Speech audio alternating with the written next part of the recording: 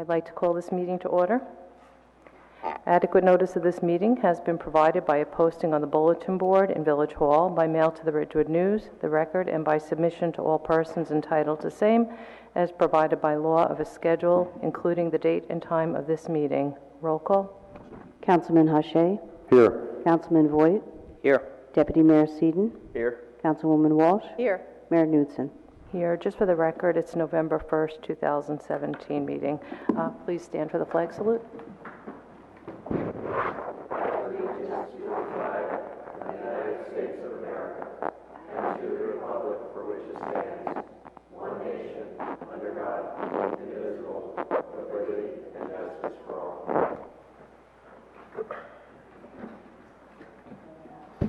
Please join us in a moment of silence for our men and women serving our nation, our first responders, and all those who suffered as a result of terrorist acts.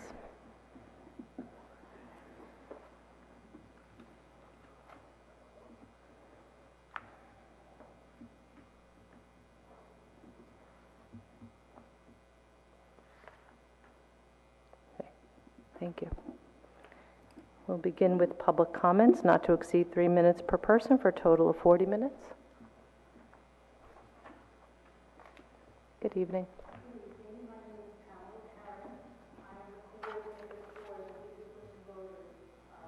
Is the button on? Could you start over again, please? Thank you. Thanks. Okay. Your address as well, Pam. Yes. My name is Pamela Perrin. I live at 123 Kenilworth Road. I'm the coordinator for the League of Women Voters Observer Corps. And I want to make 3 points. The first is we've been reporting for 7 months at all the village council meetings, and the hardest part of our job is hearing. Many people have suggested to you moving this podium over to the side, and we urge you to try that. If it doesn't work, it doesn't work, but give it a try. Some nights you have very few people here, and I wonder if the acoustics are aggravating that situation. Second, Ann Loving spoke at the last 2 council meetings saying that she got notes from the Observer Corps on a community relations advisory board meeting, and I need to clarify that. Well, she said they were notes from the Observer Corps about the CRAB meeting, but the Observer Corps does not report on CRAB meetings. So I just wanted to clarify that. The last thing is the New Jersey Foundation for Open Government will be having a presentation on November 8th here in Village Hall, and it is co-sponsored by the League of Women Voters. It will be about Oprah and the Open Public Meetings Act. Walter Lewers, who specializes in that area as an attorney, will be speaking, as will be State Senator Loretta Weinberg. That's at 6 o'clock in the Ann Zusi Room on November 8th. Hope you all can come.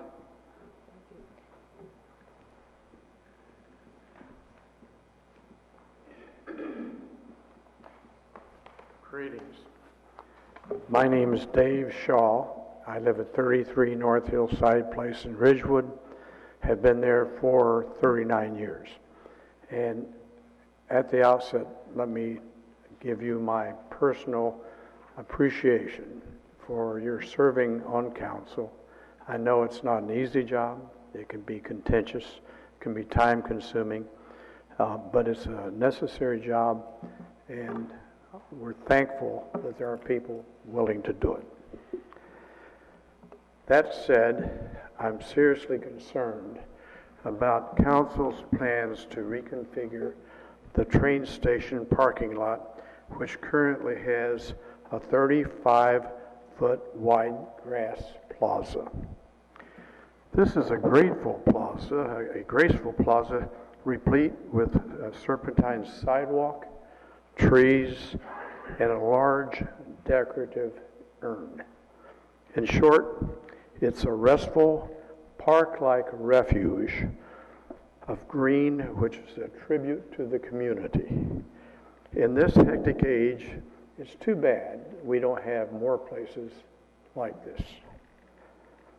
As I understand the reconfiguration plans, the present 32-foot wide plaza will be reduced to 8 feet in width, and 24 feet of green area will be replaced with concrete or asphalt to provide for 35 compact car parking spots. The written statement that this will, in quotes, improve the visual appearance of the Ridgewood train station, end of quotes, is sheer folly. Rather, it will transform an area that has been an aura of gracefulness to one that is hard, harsh, and more congested. This is a controversial plan that should be reconsidered. In my opinion, the village would be better served if council would intensify the focus on constructing a downtown parking garage in an effort to alleviate our parking problems, rather than chipping away at our very few irreplaceable green spaces. The prospects of a downtown parking garage, which have been discussed ever since I moved here in January of 1979, and which were a front burner topic in the recent past, seems, from a public viewpoint, pardon? The beeper, your 3 minutes was up. The beeper, that was your 3 minutes, so if you just want to just wrap it up real quick. I will. Seems to have gone into total eclipse, gone from the public view. There may be currently a major effort to construct the elusive parking garage, but if that's the situation, the public is generally clueless. The same could be said of the train station. Mr. Shaw, I don't want to be rude, but you know what, the 3 minutes was up. I was hoping you would just wrap it up. So we have other residents that are waiting, okay? Can you give me a minute? No, I'm going to just stick to the rules. But I'm sorry, thank you. You're cutting me off. That we have a rule that says 3 minutes, and I asked you to wrap it up. I don't think I've had my 3 minutes, but Okay. thank you. Thank you. Democracy in action.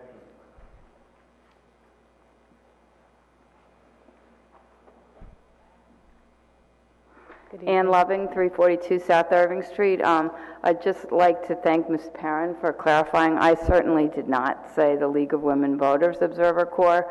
There are other corps that are observing other things, and so just glad that was clarified. Definitely not the League of Women Voters Observer Corps. Thank you. Thank you. Okay. If that's it, we will close public comment and move on to our presentation. Okay, our first presentation. Last week, as you remember, the Village Council discussed amending the village's current zoning ordinance to remove outdated uses and possibly allow some service businesses on the first floor of buildings, which are currently only allowed on upper floors of buildings. Bridget Bogart, our village planner, is here this evening to discuss this with the Village Council and to give her recommendations. Oh, either side. This is good. Here. It's fine.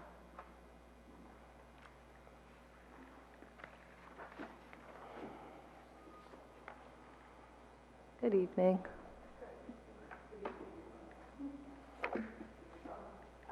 Check the Thank you.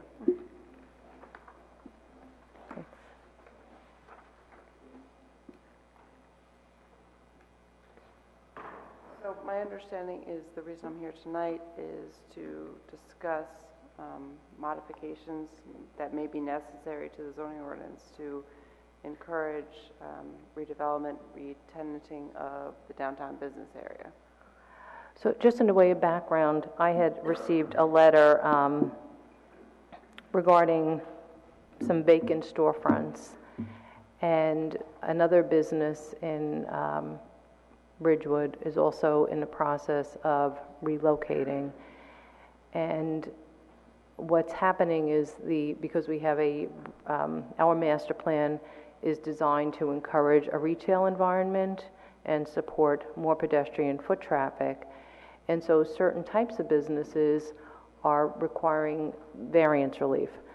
But some of the more retail-oriented businesses are less insulated from the competitors of Amazon, the internet, and the malls. And then there are those that are more insulated. And so we just want to kind of explore what the options are and how that would look if we were to proceed with making some modifications to our B1 and B2 zones. So from what I've understood from a couple emails from the administrator, from yourself, I think that the first step is to modify the B1 and B2 because they have specific uses that are permitted. For example, they say dance studios and not karate studios. They go on, they're very specific to what is permitted and what's not. And my suggestion to you from a planning perspective is just make it retail and personal service uses. That will eliminate a lot of the use variances. It will make a lot of the potential tenants be able to come in without having to go before the zoning board. So that's number one. Number two is to modify it to allow for additional uses. Yes, they may not be pedestrian oriented, but at this point in time, we need the downtown uses and the downtown to be viable. So maybe office on the first floor is not the worst thing in the world. Maybe residence on the first floor is not the worst thing in the world. So I think that modifying the zoning ordinance to allow for flexibility will help businesses, and not only businesses but also private property owners, make their buildings more viable. So right now, what I've seen, and I've only worked for the village for a couple of months, is that tenants come in and all of a sudden they have to go for a use variance. And that's a $3,000, $4,000, $5,000 application because they have to hire an attorney, they have to hire professionals and whatnot. So by reducing the red tape, so to say, in the zoning ordinance, I think will help the property owners and actually will bring in viable businesses. The one thing I have to say, which I think is very impressive of the village, is the SPEC, the Site Plan Exemption Committee. They have allowed for a number of businesses to come into town without having to go through this process. I think the SPEC application process also needs to be modified to be expanded to allow for potential tenants to come in without having to go through the public hearing process. And from my understanding and from my sitting on the SPEC committee for a number of months at this point, I think it's a great committee and I think it's very important. And I think that by allowing more businesses to go through the SPEC application versus the planning board application will encourage businesses to occupy buildings downtown. So I think, one, you need to modify your zoning ordinance, reduce the prohibitions, and two, modify your SPEC application process. And I think the two of them will encourage businesses. Bridget, just for the benefit of the residents and for the remainder of the council who are not familiar with the SPEC process and that SPEC committee, could you just go through that, what that is exactly?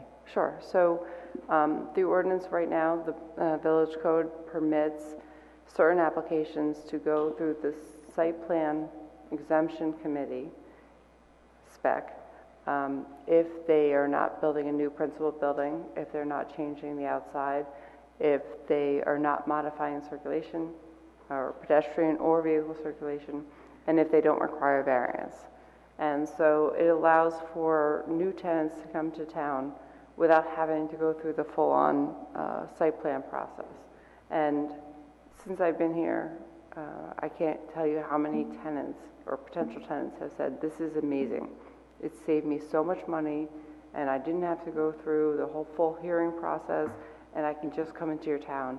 And you have architect on the committee, you have the building department on the committee, you have the village engineer and myself. So all the applications are being fully vetted, but you don't actually have to go through the expense. So it's actually extremely helpful. And I've heard from a number of people, attorneys included, that it's a great process and it actually helps the viability of your downtown. My only comment is that we should modify that to encourage more applications to go through that process versus the planning board process. Does anyone have questions so far? Yeah, Bridget. In looking at this, I'm assuming you're going to be possibly focusing on, downtowns are becoming more service-oriented, I would guess. Yes. So some of those services probably have a higher intensity of use, and that necessarily means, or probably means, more parking. So would you be looking at, intensity of use, saying, okay, if a restaurant comes in, based on the number of seats that restaurant has, you're going to need these many parking places? Is that the kind of stuff we're going to look at? Well, so restaurants are permitted, but what I'm talking about is more service-oriented. What I see happening is more child-oriented, daycare, karate, art studios, that type of use, which seems to be the norm now. And that type of use doesn't require parking. It really requires drop-off. Yeah. But wouldn't you want to look at the intent? I mean, this is one issue that's been just a complete bugaboo for this town forever. So if you're going to put in intensity of use types of businesses that may require additional parking, wouldn't you want to think about putting an intensity of use kind of stipulation in the zone, so that, again, if these higher intensity use businesses came in, they would need to ensure that they had enough parking places to facilitate the business? Of course. Yeah, okay. Thank you. Bridget, just a quick question. If we were to start to look at, say, dance studios, right now in the B1 zone, you can't have a dance studio on the ground level and in the B2 zone. So if we can, is it an option to look at, say for instance, a block and do percentages of, like a percentage of certain types of businesses? So I would hate to see, if we were to kind of take this little bit of a leap, to wind up with dance studios and I forget what this other, spin cycle and karate and nails, and then we lose all the retail. Theoretically, that could happen. So is it an option to look at this as a balance in percentages, or is that not legal? It's not legal. It's not legal. I actually didn't think it was legal, but I thought I'd throw it out there. Okay. No, it's not legal. Unfortunately, you can't, and there's a number of towns that surround you that actually require distance between uses, like gas stations and hair salons and nail salons. It's actually legal. Okay. All right. Any other questions?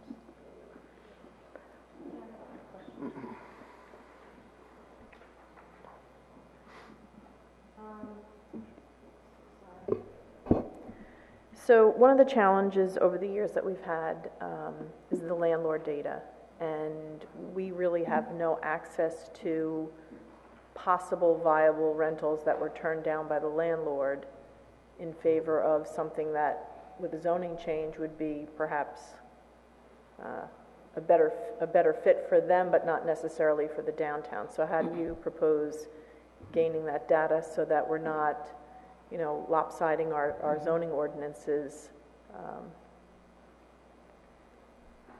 That's a tough question. I appreciate it. From a zoning perspective, the only option you really have is to make it as general as possible to accept all the applicants. As far as knowing what's going on in a private negotiation, you really don't have that obligation or that ability to do that. What you could do is sort of create a CBD or BID where you encourage tenants to come down to the village hall if they want to apply. But as far as private property owner negotiations, you really don't have the opportunity to be involved. So would that mean that if we created a BID or created along with any change to the ordinance, that we would have some insight into what's going on? You could invite potential tenants down to the village hall. You could talk to them about potential opportunities or where they could locate, that type of thing, yes. Okay. And then in addition to the data, we can only go by data that's listed through, like while we were talking, I just pulled up, the commercial properties within Ridgewood, the MLS system. There's a couple of different MLS systems. So could we work with our assessor on formulating maybe like a data chart so that when they do start this process, we have a guideline that they can fall within? I believe you can if you had a business improvement district. Okay. You could do that, yeah. Okay. Just one quick question on along Councilwoman Walsh's questioning. That data of businesses interested in establishing that are outside of the permitted uses, that would be outlined to a certain extent in the year-end report from the Board of Adjustment based on what variance relief was granted? Yes. Okay. So if we were to take a look at all of those applications, for instance, for the past 5 years, we would then be able to isolate the types of businesses that may have been interested in applying and either were granted variance relief or for whatever reason were denied, or even, I don't know if the applications that were withdrawn would be necessarily listed on that. And I'm just kind of thinking, we had at one point, I remember going back a number of years ago, we had a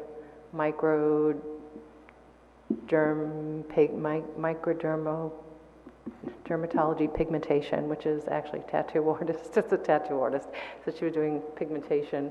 And that person was establishing or had established in a location and was in violation, but it was in violation for other reasons. But tattoo parlors per se are prohibited, right? So we would at least have that information about who may or may not have applied and how that resolved itself. That's an answer. Yeah, I mean, I think the challenge for us is that market data from 5 years ago with the way that the internet is, with the stores and shops and Amazon and all these other different, it's changed in months, it's changed the outlook of what's going to happen in the retail business throughout the country, not just here. So while we're trying to update, we may already be 2 steps behind, that the data is already moved past what we're even thinking, so. I agree, and that's why my suggestion is to keep it as general as possible. Yeah. Within limits, but if you keep it more general, then you at least invite everybody in without having to go for a use variance, or having to, spend $6,000 or $7,000 before a board. Right. Any questions? I thought I had, I just wanted to ask a question, just relative to Councilman Boyd's question along those lines. So his issue about whether or not a business would have to establish appropriate parking stall based on their needs. So it is possible to require someone to have X amount of parking spaces that they produce on their own, but that would be a challenge because most of the storefronts don't have parking lots to their. Okay, somebody shut their phone off. Thank you. So, so necessarily that would be a challenge then, because we would be giving with one hand and then taking away with the other, because they could never really produce those spaces. Well, what I would suggest, particularly for the downtown, is to permit shared parking and to allow for business owners to suggest that they have parking off-site, and that would accommodate where their business, particularly for employees. That would immediately eliminate parking variances, and it would require employees to park elsewhere within the downtown or within the municipality. So I think that's going to be key to encouraging businesses to come into the downtown, because they won't need parking variances, and you will make sure from a village perspective that there is required parking or guaranteed parking off-site somewhere in the village. All right, so I guess the question is, do we want to have Bridget as our planner prepare first? I would have to think maybe there's two pieces that need to be done. First is an assessment of the current haberdasheries and everything else that are listed in our ordinance that need to be cleaned up from a retail perspective. And then, and I'll give you this article that I read about insulating, like businesses that are insulated from, the perils of internet retail. So maybe your recommendations as to what businesses you might recommend, and I guess that has to go to does that go to the planning board? It has to go, right. Yeah, so it could be introduced here, then it has to go to the planning board for review, and then it will come back here for second reading. Okay, all right. So if that works for everyone and we want to start to take a look at what types of businesses. I would say that perhaps Councilman Hache should talk to the chamber, because this is going to impact the majority of the members of the chamber. So maybe he could start a conversation there before we go any further, because it's, your thoughts on that? Yeah, I mean, look, we've talked about these kinds of issues. It's mostly frustration at how restrictive the code is today. I think anyone would be open to having a lot more flexibility in terms of the uses. The danger is if you broaden it too much, then you have an issue with. So I think it's almost like a parallel effort. One is open up and modify and become flexible enough, but immediately establish what are the restrictions that you want to kind of include to prevent certain types of businesses. Because the key is going to be somewhere in the middle, right? It can't be too open, it can't be too tight, so. Right. So, but for instance, like a yoga shop could be selling, they could if you could actually say that every, say, a dance studio, a yoga studio, whatever, has to have a certain percentage of retail within that location. Yes, you can. Yeah, so then, no? No, you can. Again, but that's also a restriction, which may make it conditional in terms of its approval, depending upon how that works out. So you got to be very careful with that. Right, but I mean, that would at least resolve it would loosen those kind of restrictions, but maintain that kind of retail feel, which is more consistent with the master plan. But I do have to say that from a planning perspective, the downtown is chock full of restaurants, and that's what causes the parking problem. And I know that as a resident of a neighboring community. By allowing other uses, yoga studio, dance studios, those are daytime uses that are not going to be a burden on the parking problem for restaurants and like nighttime issues. So that actually, the whole shared parking will actually be modified if you allow for additional daytime uses, because just based upon your existing land uses. So it's going to be a benefit, and the intensity of use, I don't think it's going to matter. Sure. It's going to bring up the intensity during the daytime, which doesn't exist now. No. But it will make your downtown more vibrant. So it's basically the balance of uses. So I guess we can start to work on this, and then, we can take a look at it, send it to the planning board, you can bring it to the chamber, and we could kind of work, I think I would most appreciate the chamber's comments before we go to the planning board, Okay, because I think that would be a good starting point. all right. So do you want to bring it back then at the December work session? Will you have time to meet? It should be, next week.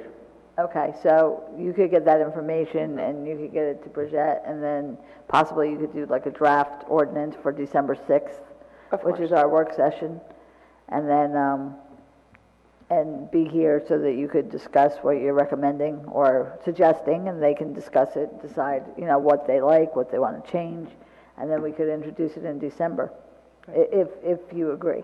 Right. I mean, it's a tough call. It's a difficult call, because you're kind of changing because you're trying to protect your central business district by making available the option to have a more protected type of businesses that could actually have greater longevity and not so much competition. But then on the flip side, it's a difficult decision.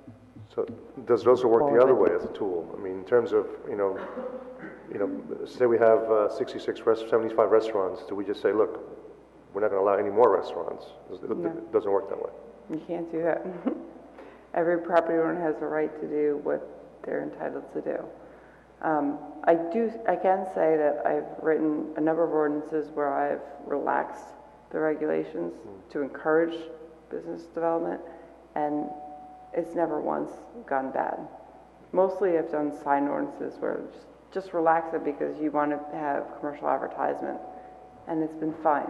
And you can always turn it around. You can always make an amendment if you see something going terrible. If you see the intensity of uses going really horrible and you want to change it, you can always amend the ordinance. But I've never seen that. What I've seen in the last 10 years is you relax the ordinances, you get better businesses. Okay. I'll just make one more comment, and Heather might be able to get this information. The data point, we have done employee parking, we've designated employee parking, and it has not been as successful as we had hoped. So I think while you're even reviewing this, you might want to get some data to see how many permits we have, how many spaces to the empty,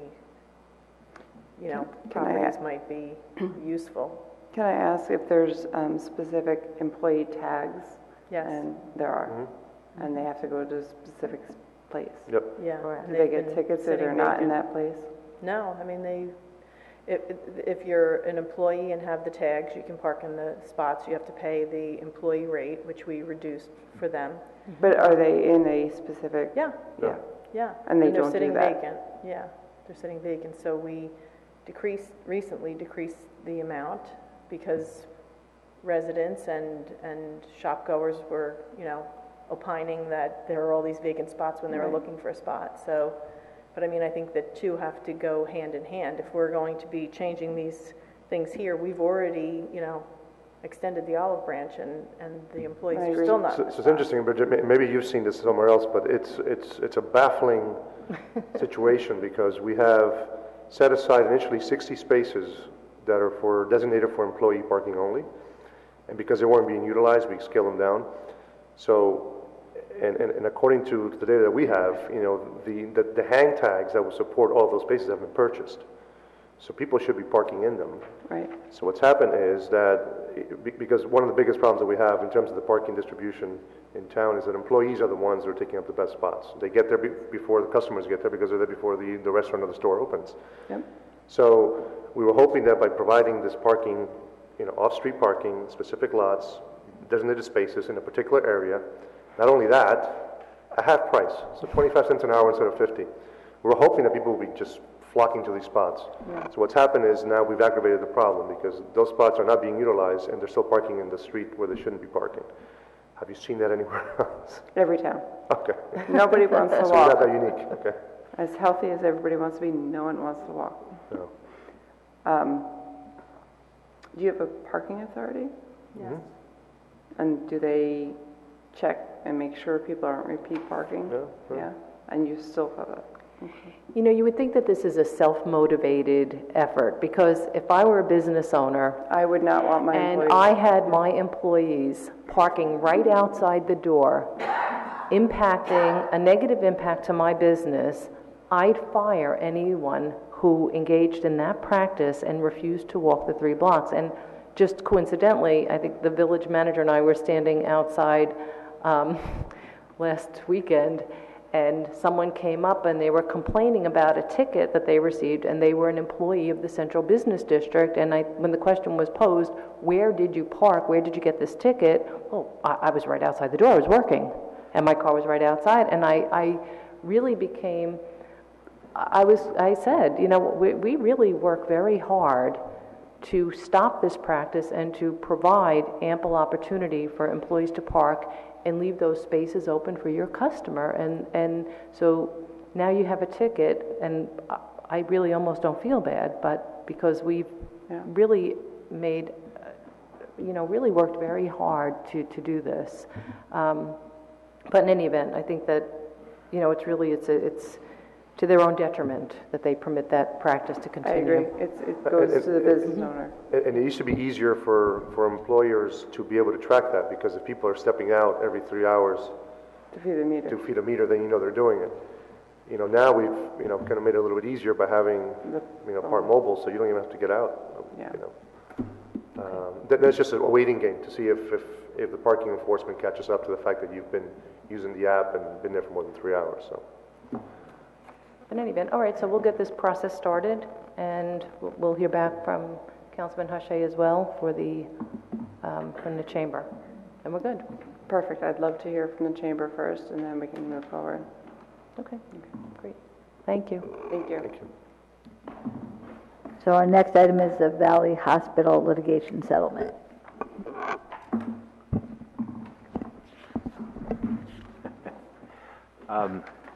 I've been asked to talk about the Valley Hospital proposed settlement and do it in 5 minutes when we talk about 10 years of litigation.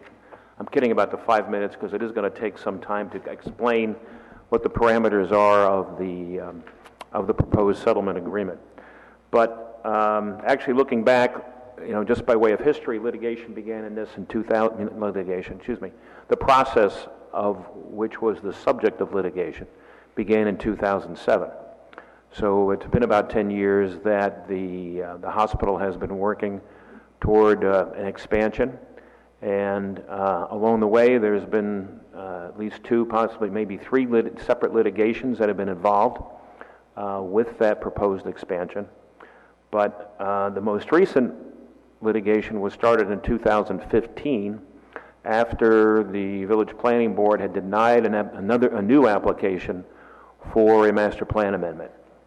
That litigation was tried in 2016, and a decision came from the Superior Court in Bergen County in June of 2016. There had been several efforts along the way to try and resolve it, to see if it could get resolved, but unfortunately it needed a trial.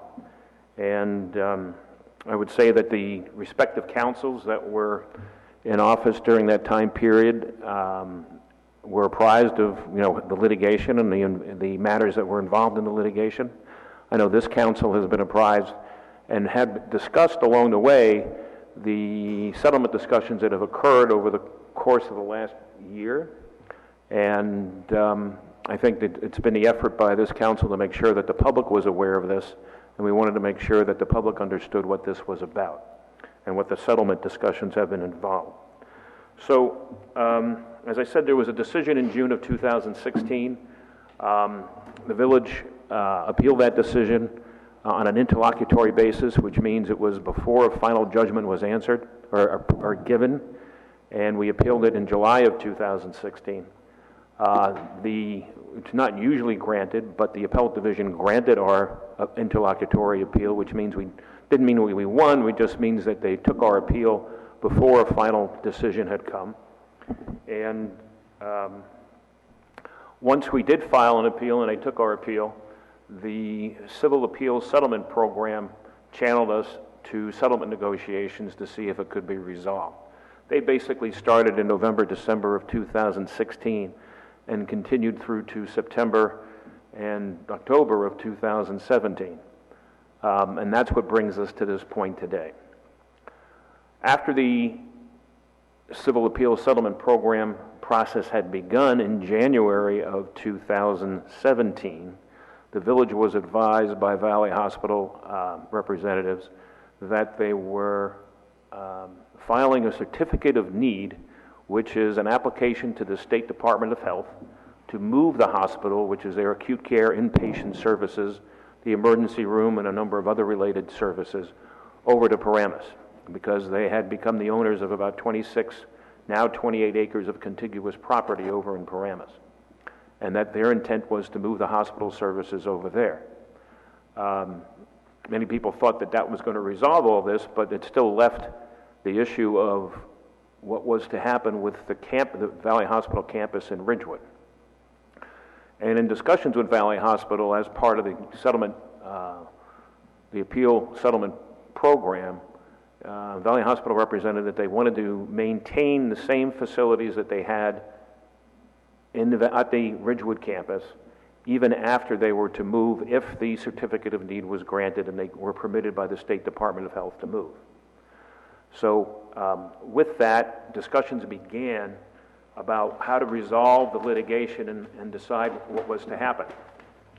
So we've worked out terms for a proposed settlement agreement based upon two basic principles. One is if the certificate of need is not granted by the State Department of Health, because each, as it's explained, each hospital needs a certificate of need signed and authorized by the state. So moving the hospital over to Paramus for Valley Hospital will require a new certificate of need.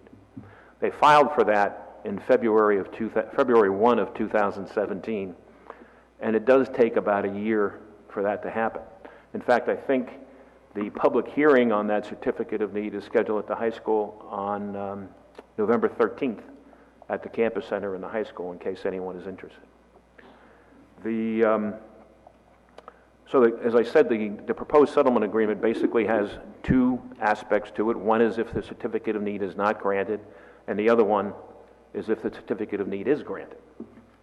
If it's not granted, then the appeal that we put on hold will just proceed. And that's plain and simple, and I think everybody agrees and understands that, because if they're not allowed to move to Paramus, they still want to do their expansion in Ridgewood, and then we're back in the litigation, back in the court again. If the certificate of need is granted, there's a number of principles that have to happen. And I think everybody's got to understand that if the certificate of need is granted, it's Valley's intent to move the hospital, the acute care, inpatient services, emergency room, and related services, health services, over to Paramus. If that happens, there is a number of things that will happen, but it will be 5-6 years before they happen. It doesn't happen tomorrow once the day after the certificate of need is granted. There's going to be an extensive build-out in Paramus, and then a period of time that they're going to be moving the facilities and moving the services over there. So we were thinking 5-6 years down the line. I don't know that anybody really knows where healthcare is going to be at that point in time. I don't know how it's, maybe some people know how it's going to be delivered at that point, but certainly there will still be a need for a hospital and acute care inpatient facility and other aspects of the present operation that will continue, but it may change some of the other aspects of the operation. So in terms of the settlement proposal, the number of things that have to happen that are involved not only the planning for Ridgewood's Valley's move over to Paramus, but also mostly what to do with the campus that's there. And the campus that's there, Valley Hospital would like to make sure that it stays with the same size, same footprint that they have. The concerned Ridgewood residents that were also part of the litigation have agreed with that aspect as well, and I think in discussions with the council, we feel comfortable with the idea that that may continue and happen. So one of the first tenets of the settlement, that is, if the certificate of need is granted, Valley Hospital wants to maintain the same size facility that they have right now in Ridgewood. They want a presence in Ridgewood. And the village and the village planning board, who are both parties to the lawsuit, have been asked to adopt a master plan that makes this particular facility as it is right now conforming in terms of size and use. And that would mean that the village council would then adopt an ordinance that would memorialize that aspect of the master plan, or that amendment to the master plan.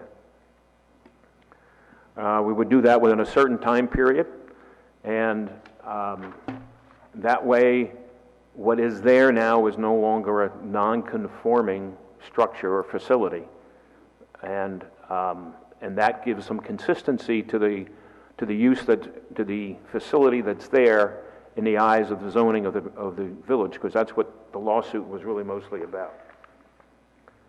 The second aspect that we had a lot to deal with had to deal with how do you define health care related services?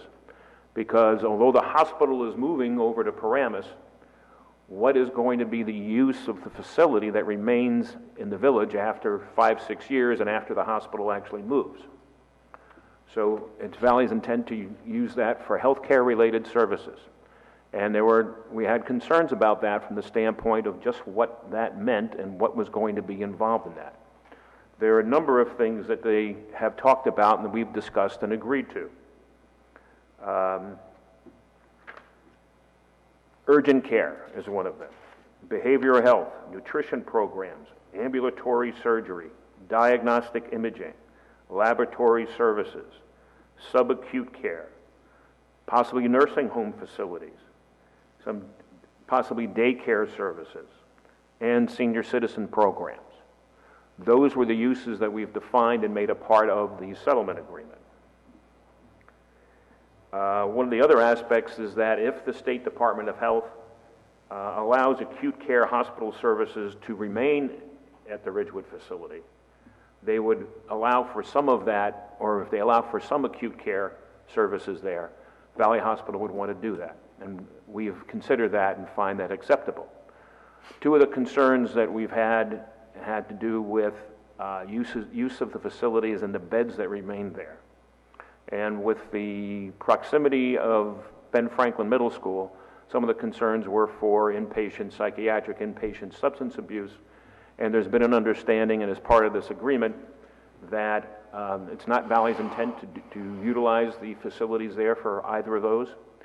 That, in fact, one of the things that they've represented is that eventually, and part of what might be their move and a removal of certain services from this campus, the Phillips Wing, which is the oldest wing at Valley Hospital, the one that's closest to Linwood Avenue, may be torn down.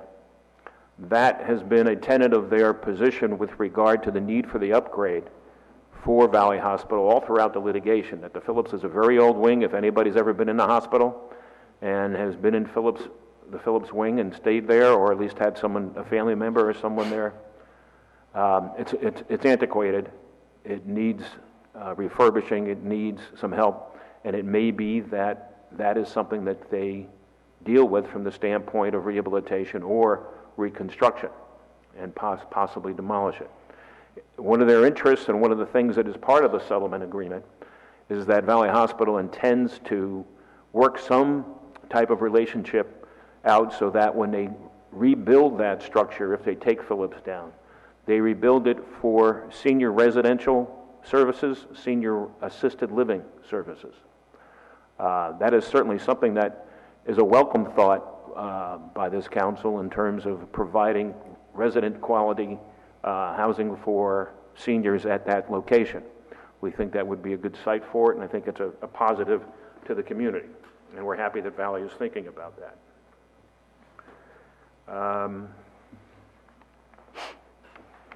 One of the other aspects of this is that it's recognized by the parties that with the facility that's in Ridgewood, there would be no further increase in the footprint or the size of the facilities. So, as it's anticipated and contemplated at this point, the square footage that is there now is what's going to stay. If Phillips is taken down, the facility that goes up in its place, or the part of the facility that goes up in its place, can be the same size. But there's not going to be any further encroachment into any of the areas that are not encroached now, with two exceptions. The exceptions have to do with what might be required later on from a power plant standpoint. Right now, the power plant is underground underneath Valley Hospital, and in 5-6 years, when they no longer need when they move the facility, move the hospital, acute care inpatient over to Paramus, there may be a time at that point to put in a new power plant. A power plant of the size that Valley Hospital needs has requirements from DEP that have changed over the years in terms of the size, and also what's used as an exhaust stack. If anybody has been to Valley Hospital, they've seen that in the rear of what is probably towards the northeast corner of the property is a stack that is the exhaust for the power plant. DEP controls how high that has to be because they have to determine how high it has to be above residences and things like that before it's released into the air. So that aspect of it is something that we don't know what the requirements are going to be right now. And it's anticipated and agreed to by the parties that would be the subject of a site plan application if and when that happens. But other than that, it's understood that there would be no increase in the size of the facility after the hospital leaves, the acute care inpatient services leaves and goes to Paramus.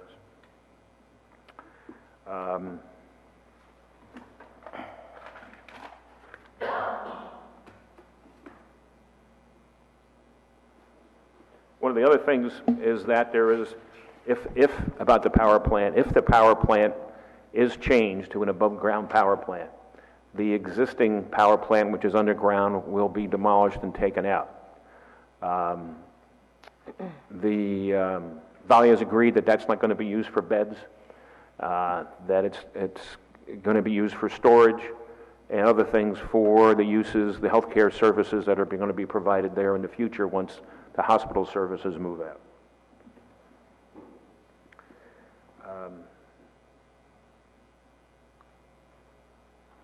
With regard to what I've already talked about as being the senior assisted living, senior residence quality, that is something that's going to be incorporated into the ordinances as well as being a permitted use at the facility, so that a use variance isn't going to be necessary for that in the future if Valley so chooses to do that.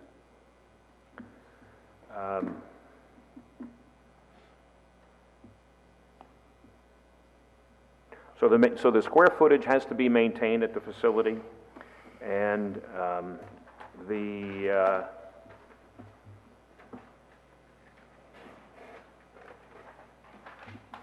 uses we've tried to define by talking about healthcare related services. We think that the senior living, assisted living for seniors will be a benefit to the community. We understand that we have some action to take in terms of upgrading our ordinances so that this facility can be a conforming use and facility in our zoning code. There are some things that will be left over for site plan if and when the power plant needs to be reconstructed, which more than likely may take place down the line a few years.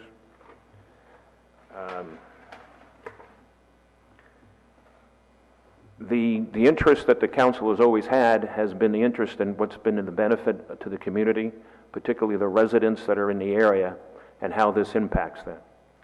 The concerned Ridgewood residents, which were the litigation entity for the residential homes in the area, has been a part of the settlement process all throughout this, and has been part of the civil appeals settlement program with the appellate division that we've attended to over the last year. I can say that they have agreed to accept this proposal. Valley Hospital's board, Valley Health Systems, the board of Valley Health Systems, has agreed to this proposal, and that we all know that there are certain benefits by putting this one to bed, finally. The downside is, if we don't settle it, is the same as it's always been. The costs and expenses that are involved in litigation these days, and in fact, everything has changed since this litigation started. Everything has changed with the appellate division because everything's got to be filed electronically, which means that everything's got to be broken down, scanned, and you don't get away with papering it. You have to file electronically, which has turned out to be much more expensive for the litigants, a lot easier for the appellate division judges and lawyers that help the judges review. There's always the potential for the village, as well as any other party, of having a court go in a different direction than what your position is. With any settlement, all parties need to stretch a little bit. All parties need to consider all the benefits of this, and all parties need to think about what those benefits mean in the long-term aspect of this particular litigation. And when you get all parties bending a little bit, when you get all parties that are conceding certain things that they weren't otherwise willing to give up, it means that people are committed to trying to make things work properly. And that usually bodes well for a settlement, that all parties will adhere to it and work to upholding its terms, which when you enter into a settlement as a litigant, you have to feel comfortable, you have to feel trusting that all the parties involved are there for the same reason. And in this instance, I think the parties have come together with that idea of trying to resolve these issues that have kind of, only because it was Halloween yesterday, I'll use the word, that have haunted the village for a number of years now, and put an end to what might be left of what was a very divisive time in the village's past. And that in regard to this, and Valley maintaining a presence in Ridgewood, that cooperation that may have been present years ago and not divisive in terms of the relationship of the entities, we can return to that and work cooperatively together to try and make this work. So I think that has been, I'll speak for the council on this only because I've been part of the discussions, but they can say what they want with regard to this.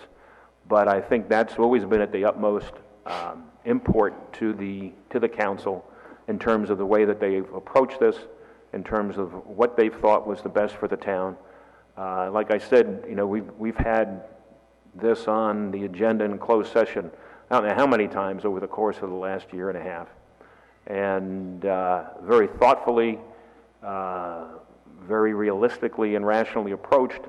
And I think what has come out is a viable settlement that I think will benefit everybody. So, I think the council can make some comments if they want to, if they have any questions, and we'll go from there. Okay. Any comments?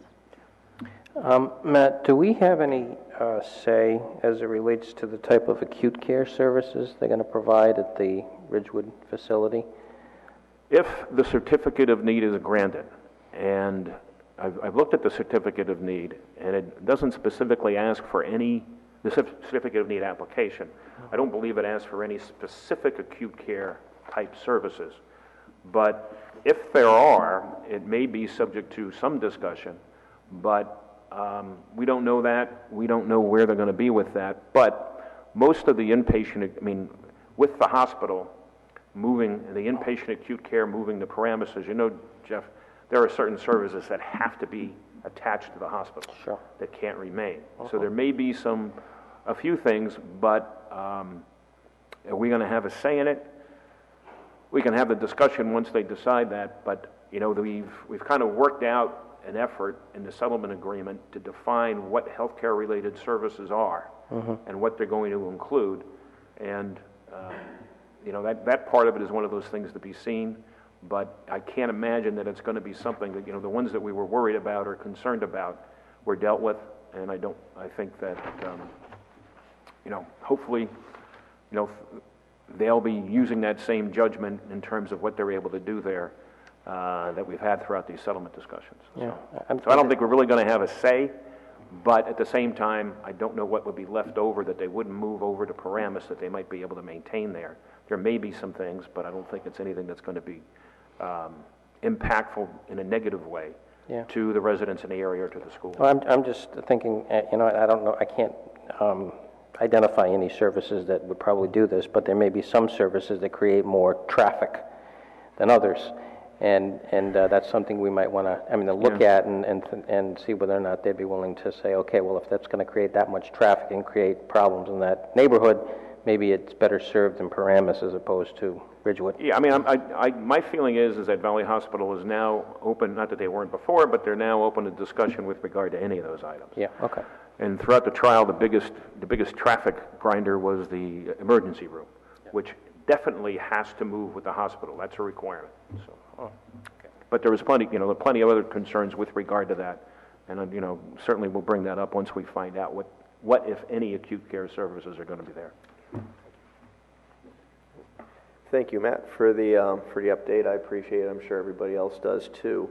So assuming they get their certificate of need, say February, if it takes about a year, how fast would we have to start moving on our end to amend ordinances and really delve down into some of the details of the plan going forward?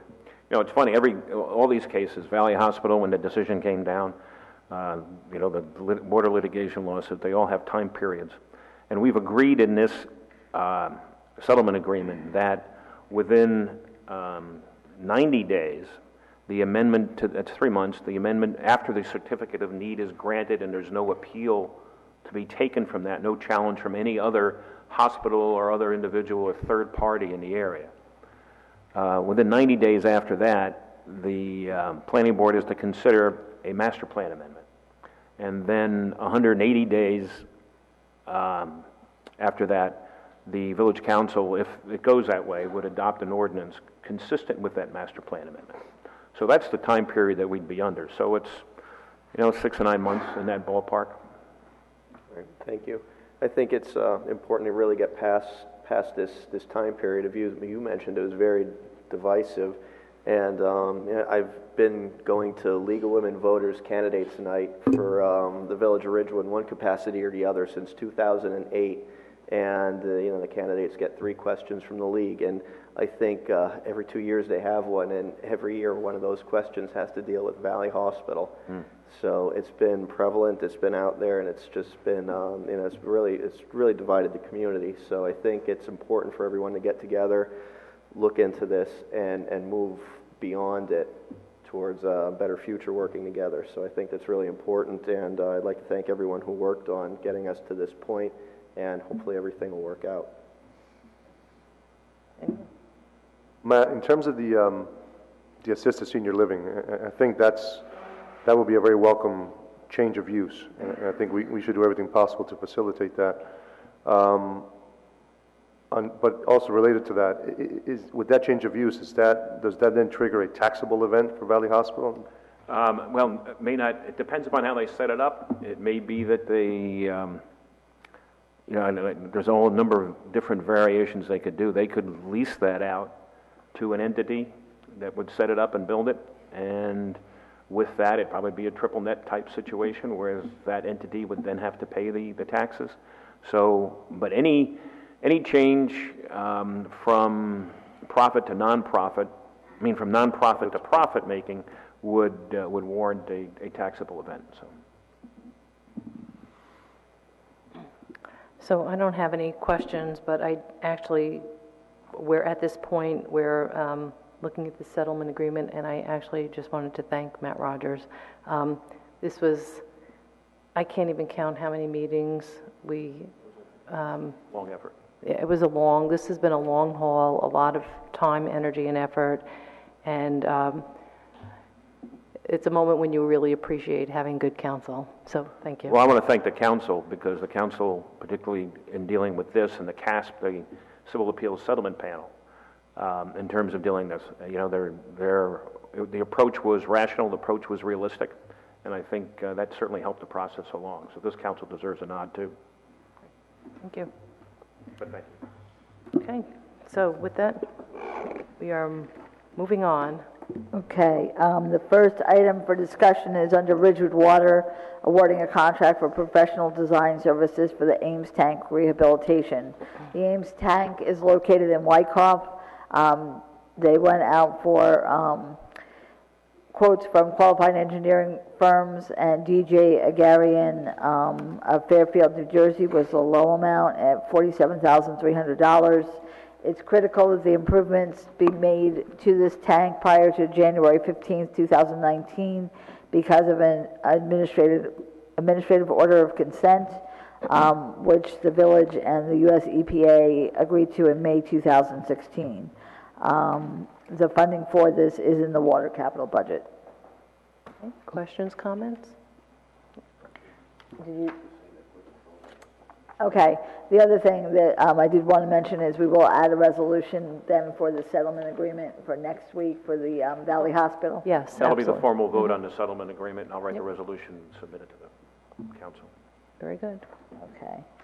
No, that's okay, I jumped the gun there. Okay, the next one is under parking, and that's the draft RFP for the Hudson Street parking garage. I want to thank Chris Ruddisauser for quickly putting together a draft RFP that the council can discuss this evening.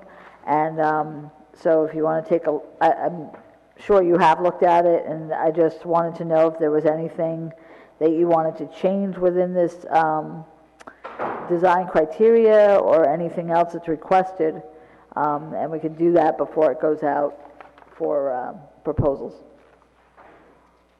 So can Chris come on up? Sure. We have some questions. I have Absolutely. questions. You have questions? Maybe somebody else has questions.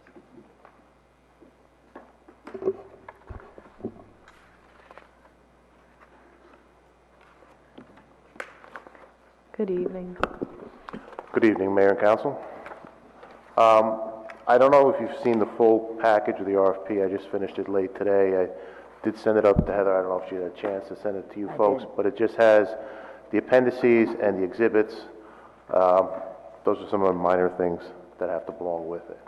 But those are standard, the appendices and exhibits. Well, I also included like the zoning tables for that lot, those two lots that are the Hudson Street lot. Okay. Okay. And I also included a copy of the survey that the village had commissioned prior. But the first 9 pages haven't changed at all?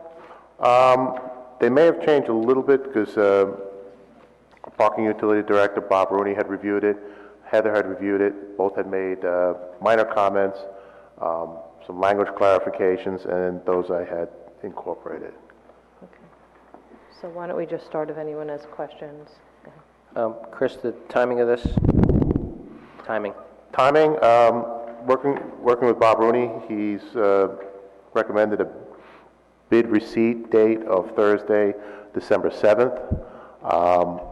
Like to advertise this as soon as possible, once the council is satisfied with the product here.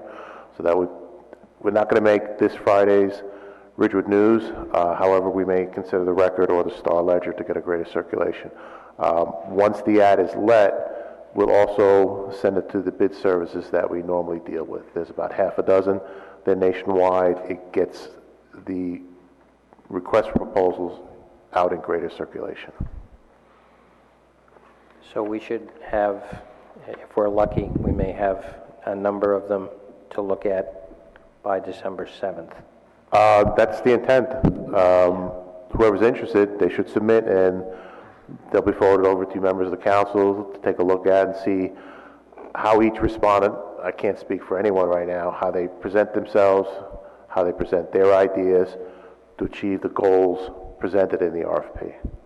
That's why, as the mayor said, look through what we put in as the criteria, and if there's something that I overlooked or understated, feel free to tell me, and we'll enhance it, or we'll make it more clear, or we'll add things that may be missing.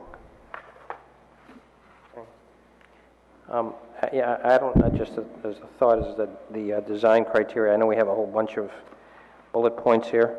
I don't know if we want to prioritize these or not. I mean, maybe that's just too much of a cumbersome exercise.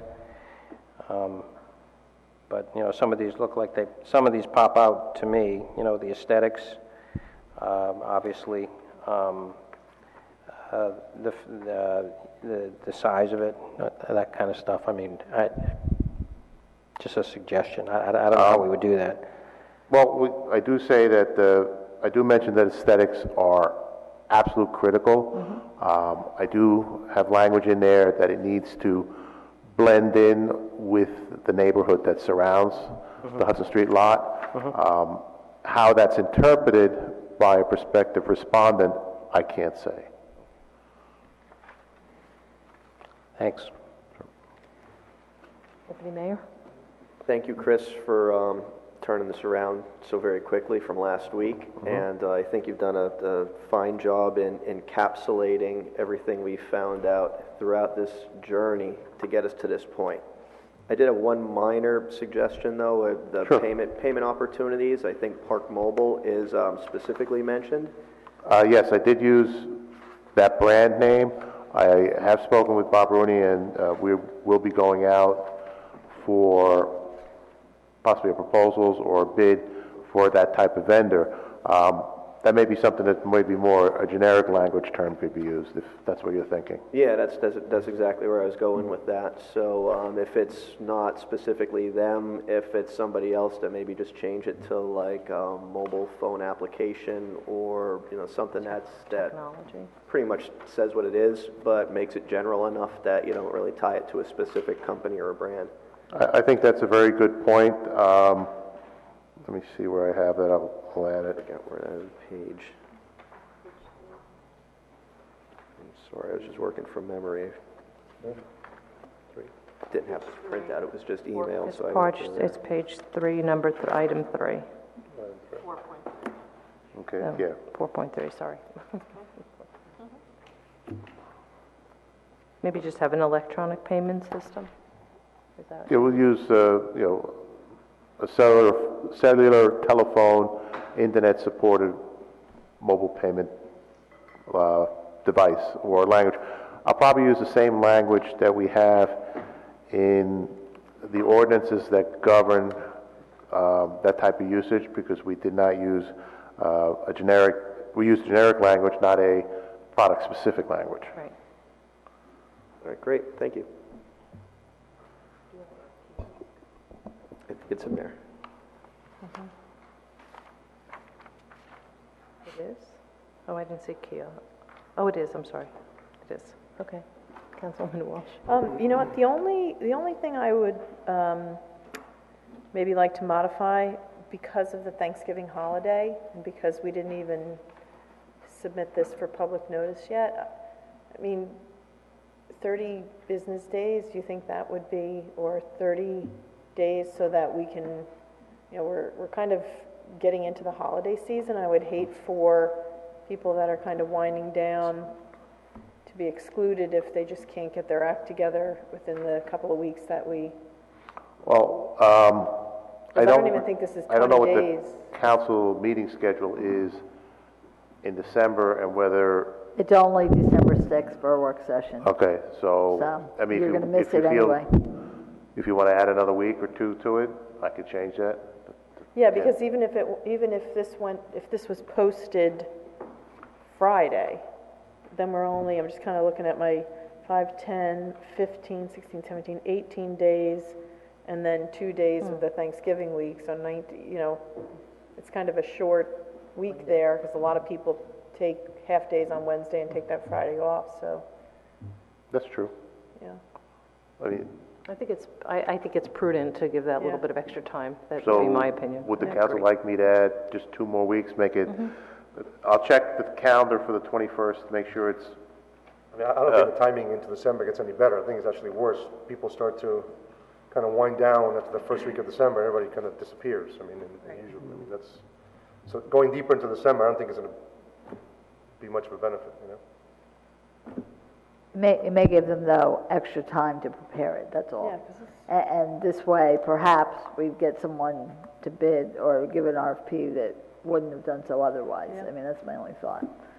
I mean, we're not going to be able probably to discuss it until January anyway, by the time you review it, so, would the council like to make it, say, December 14th? I'm fine with December 14th. I'm good. Yeah, what's that Friday? I don't have a calendar. That's a Thursday. I'd like to stick to a Thursday. A Thursday, what's that Thursday? Yeah. You have your calendar? I'm looking, hang on. it's the 14th. Mom. 14th is Yeah. is the Thursday. I'm like the slowest person. That's December. Yeah, 14th. Oh. It's the Thursday, yeah.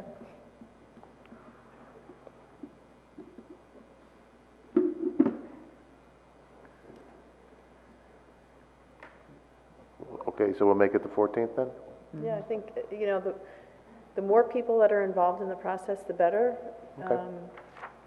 All right. Especially if the trade magazine is going to get the ad, when are they going to get the ad?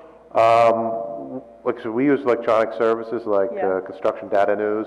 Yeah, We usually send the ad out, the notice to bidders out to them on the date of publication in the village's official publication, which is usually the Ridgewood News or the Record. If we want to get this published as quick as possible, I'd have to submit it to the Record. They'd probably get it published this weekend, because they usually have a several-day lag. If you do it on the weekend, do it for Sunday. I could ask And then it would go for, into the publications on Monday? I'm sorry, what? The publications that Oh. he's talking about, the For the additional electronic. magazine? the electronics It would be are, Monday, our Secretary of Engineering, Ms. Anderson, she just has a whole list. She sends them out the ad as an email, as a group email. Then she usually makes sure they got it so that we have a receipt in our files to show that we've gotten that circulation we're seeking. Okay. Okay. Councilman Hache, questions? Looks good. The only thing that I would add, just thinking from a convenience standpoint, if you're driving on the street and you're looking into the garage at the street level, you could do a quick visual read of what spaces are available, but it doesn't really tell you much about what's available in 2, 3, and 4th levels. I would put in a space counter. Obviously, nothing that's going to be like a huge billboard or anything, but something similar to what you see at some of the more modern parking structures. I could put language, something, include a space available indicator at the entrance to the facility. Yep.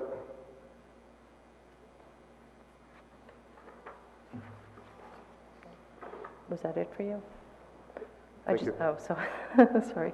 So I had a couple of things. On, going back to that, the deputy mayor's point of the payment systems, I think it should also say kiosk as an option. It's not, it's on page 3, 4.3, 4.3. So we should add kiosk. I didn't see in here where there was any request for any options available for developer financing. I did add that. Bob Rooney gave me an extensive breakdown. Is that on the new one? Is that in the new? That would have been in the one I sent, unfortunately too late for the council. Okay, that's all right. I just had it in my notes, so where would that be on that? That's going to be, I think the breakdown chart is in one of the exhibits or appendices. Let me just go to the cost proposal page. And it would be Exhibit A in the tabulation sheet. What I can do for the council is once I make these corrections and you incorporate your suggestion, we'll send the full package out once again as a PDF. And if there's any further comments, they can still be incorporated, even though the ad's been let for publication, because there'll be a several-day lag time nonetheless. Okay. All right, then my next question was on design criteria. Excuse me? On the design criteria on page 4. Sorry, I don't mean to jump around. Mm-hmm. Yep. I know there's been extensive discussion about a fire suppression system and how close you are to an adjacent building, and that determines the type of fire suppression system. And I know that in the original GMP, there was that line item for fire suppression system. But to what is the type of fire suppression system? Is it very elaborate? Because I thought that because it's an open structure, it didn't require an extensive... I'm not 100% certain on their fire code requirements on the suppression system. Being open to the atmosphere, it'll be a dry system. So dry barrel? Yeah, Is that what well, that's dry barrel, so it's not a wet system, so Right. that Got it. a wet system would need a heated deck, and that's not our intent. Okay. It would be like if you had an activation of a head, initially the air would rush out, and then the water would come for fire suppression. Right, so I just wanted to make sure that was that dry barrel system. Okay, and then the next question was on the proposed structure shall be solely on the 2 designated lots, no encroachments into adjacent parcels. Should we be adding or sidewalk, or is that self-explanatory? I can add language that, do you mean like reconstructing the sidewalk along, say, Hudson Street? Like no encroachment onto the sidewalk, because that was the whole... Yeah, The last issue was the last design actually encroached into the sidewalk, and then the sidewalk had to be extended into Hudson Street. Yeah, because I had written, proposed structure shall be solely on the 2 designated lots. No encroachments into adjacent parcels shall be considered. If you want, I can add language, no encroachment is to be considered onto the public sidewalk. I think it's important. Okay. Next one, existing parking spaces on Hudson Street shall be maintained, and I think it's probably a good idea to write and increased where possible, because we actually believe that we could get additional parking spaces on Hudson Street. And increased where possible. Okay. On the closed-circuit television cameras covering all public areas of the building, was that in the original, like back? Pardon? The closed-circuit television cameras covering all public areas of the building, was that in our original garage designs, going back to 2015 and 16? I believe it was a consideration Just for under security. Okay. And response time by emergency services. Okay. The parking structure shall have a secured area dedicated for bicycle. Do we want to add an area for motorcycle? Because as we know that we could actually fit more motorcycles, otherwise people take up a full space for a motorcycle. I can wholeheartedly agree with that. And let me see what else. That would be it. Okay. That's it. Okay. And like I said, I'll make these changes tomorrow. I'll forward the RFP package to Heather for her purview, and then eventually you'll get it, right? All right, and then we'll send it out. Okay, great. Thank you. Sure. Okay. So our next item is under budget, and that's the 2017 budget transfers. This is an annual resolution, which we do a couple times during the year, which transfers money from those departments which have inadequate funding, transfers money into those budgets and takes them from the budgets that have enough actually available funds. And that could be for various reasons, reduction in staffing or whatever the case might be, but this way those funds can be transferred. November is the first month that we can do so, and we continue to do so into about January or February of next year. The next one is cancellation of public assistance trust funds. There's two cancellations, one's for a grant fund and one's for public assistance. The grant fund is for the local bikeway grant, and the public assistance trust fund we no longer offer public assistance services here in Ridgewood. We did at one point in time. It's now offered through the county, and the grant has fulfilled its purpose. So we're canceling these reserve balances. Okay. The next one is a cancellation of a current fund appropriation, which was for the shared services agreement that we were going to have with Washington Township for the fleet services service. Unfortunately, Washington Township decided not to do that service with us, so therefore we need to cancel its budget appropriation to offset the anticipated revenue shortfall and reduce negative impact on our surplus at year end. Just, are we going to be pursuing any of those other agreements? Because I think that was a really great opportunity that just... Yeah, I think probably next year we're going to try again with Washington Township. I just think that this year it wasn't meant to be. Yeah. Okay, great. The next one is a purchase of an emergency generator. We received a grant in the amount of $75,000 to purchase a portable emergency generator to power both our sanitary sewage pump stations that don't currently have them on site and the Ridgewood Water Company facilities as needed. Selected a unit which is under the state contract.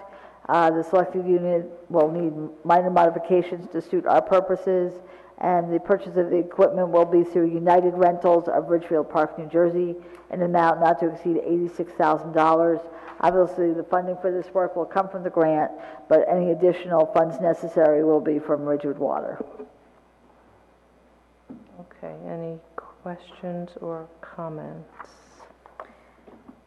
The next one is award of a contract for Graden Pool repair of the chlorination system. Last summer, our Graden Pool chlorination system needed emergency repairs.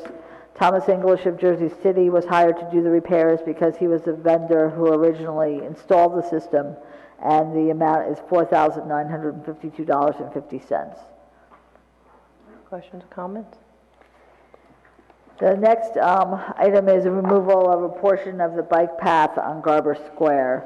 As you know, back in June, there was a traffic study done and then presented to the village council, indicating that there were times of traffic backup, but it was minimal in the morning and then again in the afternoon.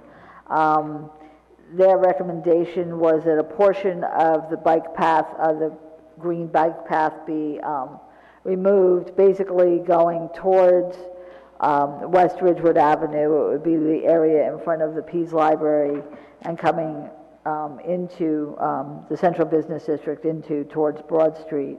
It would be as you approach the curve is where it would actually start be removed. So basically, it's 85 square feet of 856 square feet of removal.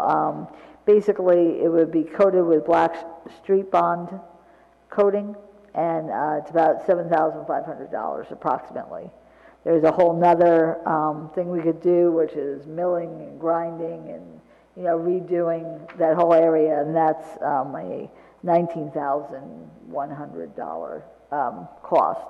So the recommendation is to go for the approximately $7,500 cost, so that we can pave over these portions of these bike paths, and then there'll be additional room for people to spread out as they approach the traffic light, whether it be the one at Broad and Franklin or the one at West Ridgewood and Garber Square. So, does anybody have questions on this first?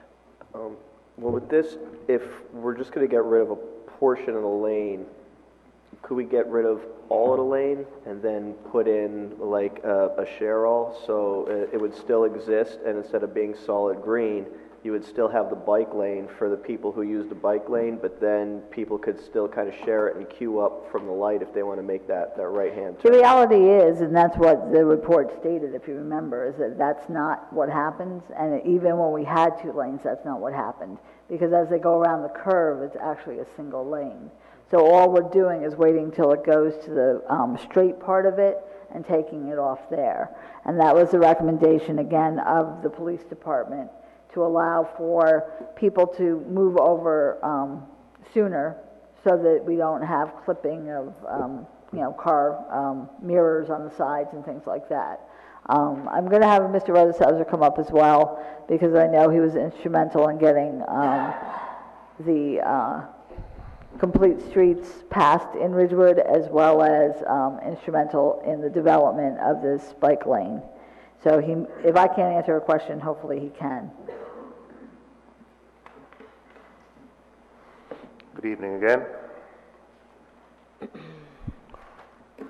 So, Deputy Mayor, you had a do you question? want to comment on that? Was there anything further that I didn't state about the shallow versus just the section recommended? This is just a color eradication.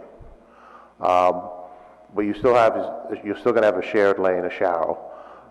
Cyclists are still going to come across.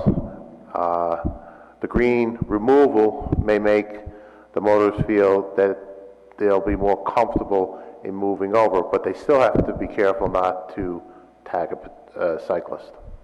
So traffic still has to behave nicely. But to that point, isn't it, and I guess I believe we should just take the whole thing out and do sharrows, but because what you're suggesting is that still people have to be careful and not obviously hit a cyclist, but if they already know that everybody is sharing that lane, then there's no guesswork involved in that, because the sharrows go all the way around. And I'm just concerned that, I drive that a lot, and I see 2 cars going around that curve at the same time. I see it. I've seen it for years, even with the reduced lane. And we just go back to 2014, I believe it was March or April, when this really blew up. And the comment was that the money that was spent reducing the median, that island, was spent so that in the event we wanted to put the whole thing back, we could.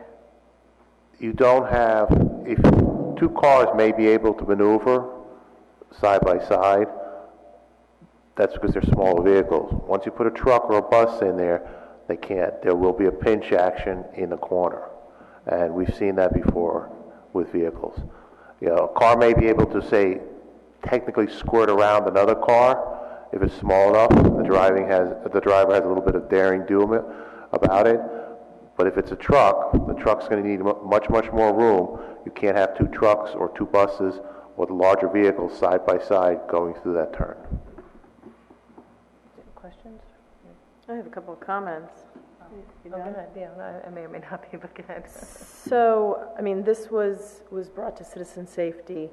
I'm trying to think, it was several months ago, and it's not the opinion of citizen safety that this is going to make that street any safer.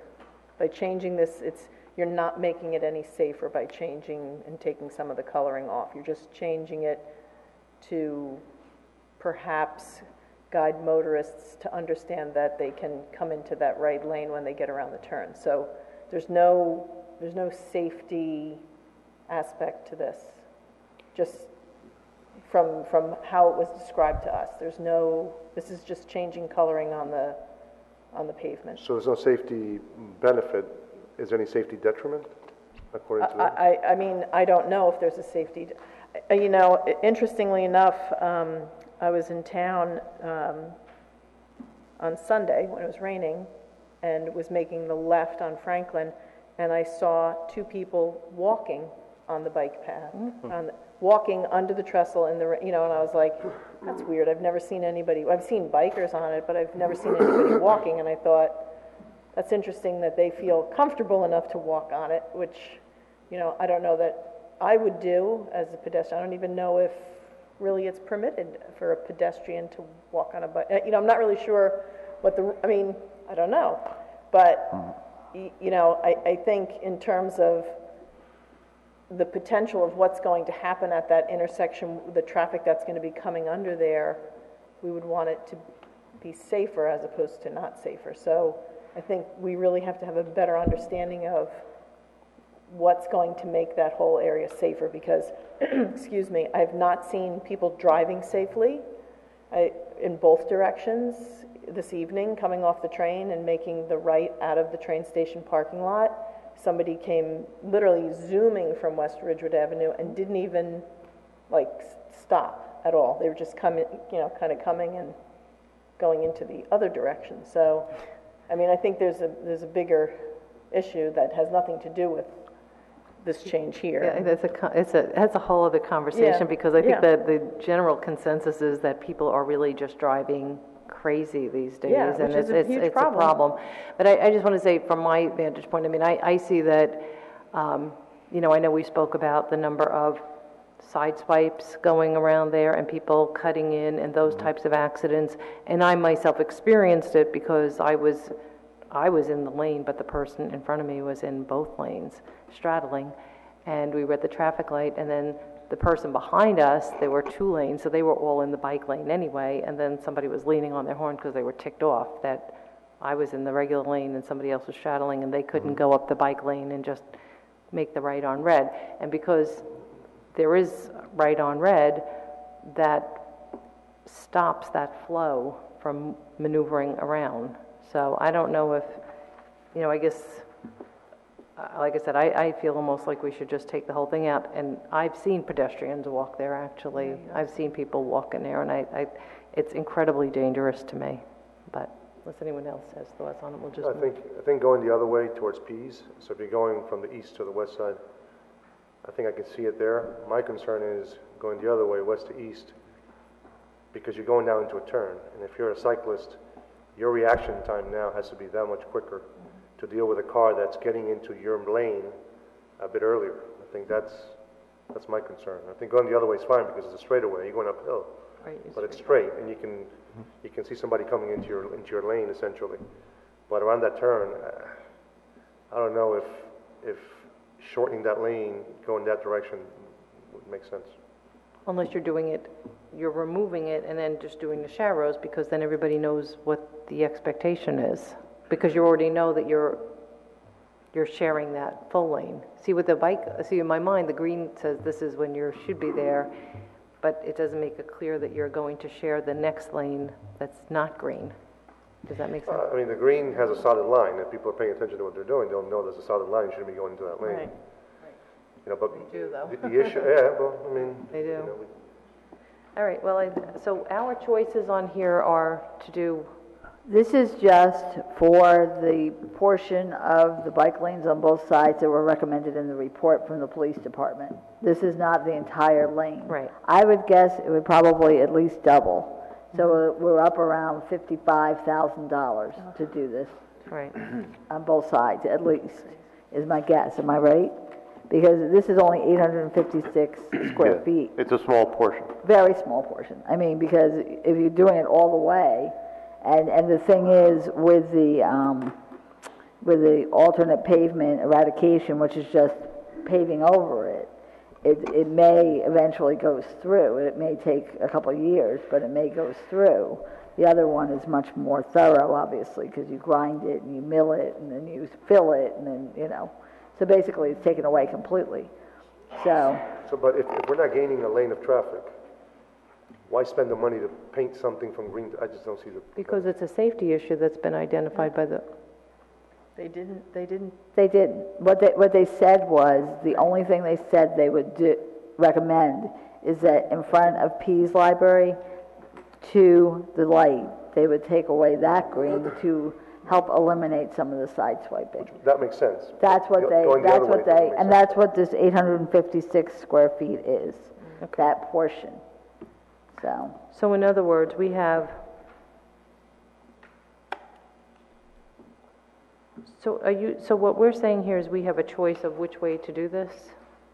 Is that, or, That, for that 856 square feet. It's either we go through this big, grinding and thermoplastic and bike lane symbol, removal, and that's like $19,100. And that's just for that short portion again. Or we just simply overpave it, and that's the $7,500. I mean, I think we could just pave it. I mean, if that's, I So- think to so go that's for the what we're less looking at. expensive. Right, Because obviously. and the reason is because we want to see how this works. Right. So rather than going, it's kind of like going back into that whole big wide median again. That was, and then you go back and you fix it and why spend all that money if this resolves it? Right. So you're looking just to pave that portion that was recommended in the police report? Yes. Okay. Yes. Councilman Voight? Yes. Yes. Councilman Seaton? Well, right, okay. So I just have a question, because I think we're kind of going backwards, because if we're going to be developing Franklin Avenue, and we're going to have, according to the developers, nobody's going to be driving a car. Where is everybody going to be going if they're going to be riding their bikes? Are we going to have a bike lane? Are we not going to have a bike lane? Like, what's our plan? Our Complete Streets plan includes bike lanes. Our grant that we received includes bike lanes. So we're going to cut it off and then, I'm confused as to, No, because we're still doing sharrows on this piece. I don't think we're adding sharrows, are we? Chris, can you answer that? Aren't we adding sharrows? We're still going to have the lane markings Right. for Sharrow. We're going to still advise motorists in a vehicle to be cognizant of the cyclists on their right, particularly when they initiate a movement to make the right turn. So what it's really doing is alleviating all that buildup when that happens, and the backup issue, and those side swipes, I think, was the other issue Right. that was, right? That was Right. the side swipes. So it resolves those issues. So I say my opinion is go with the less expensive. Okay.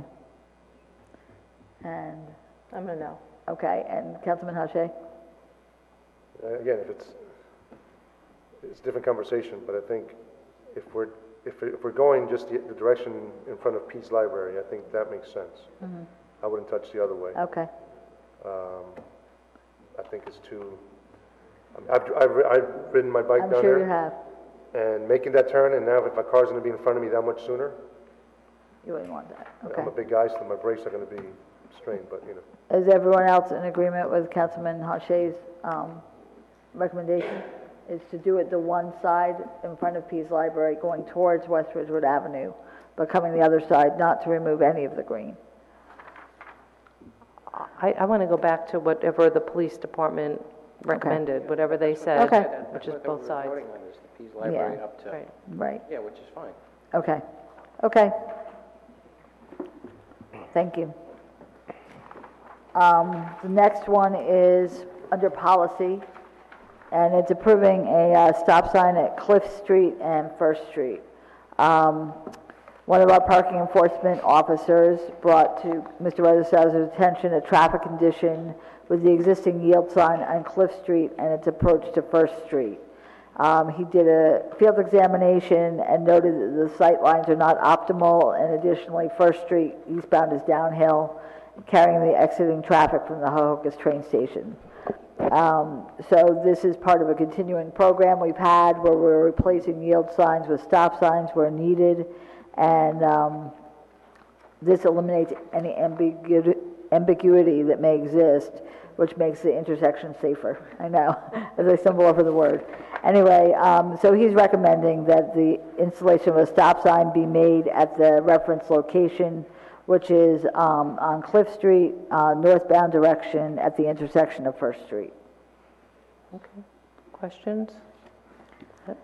The next one is several proposed stop signs, actually. It's Bel Air and West End Avenue, Melrose Place and West End Avenue, Cantrell Road and West End Avenue, and West End Avenue and Cantrell Road. So a resident recently contacted the engineering department concerning traffic along West End Avenue corridor from Godwin Avenue South. When they went and did a field examination of the area,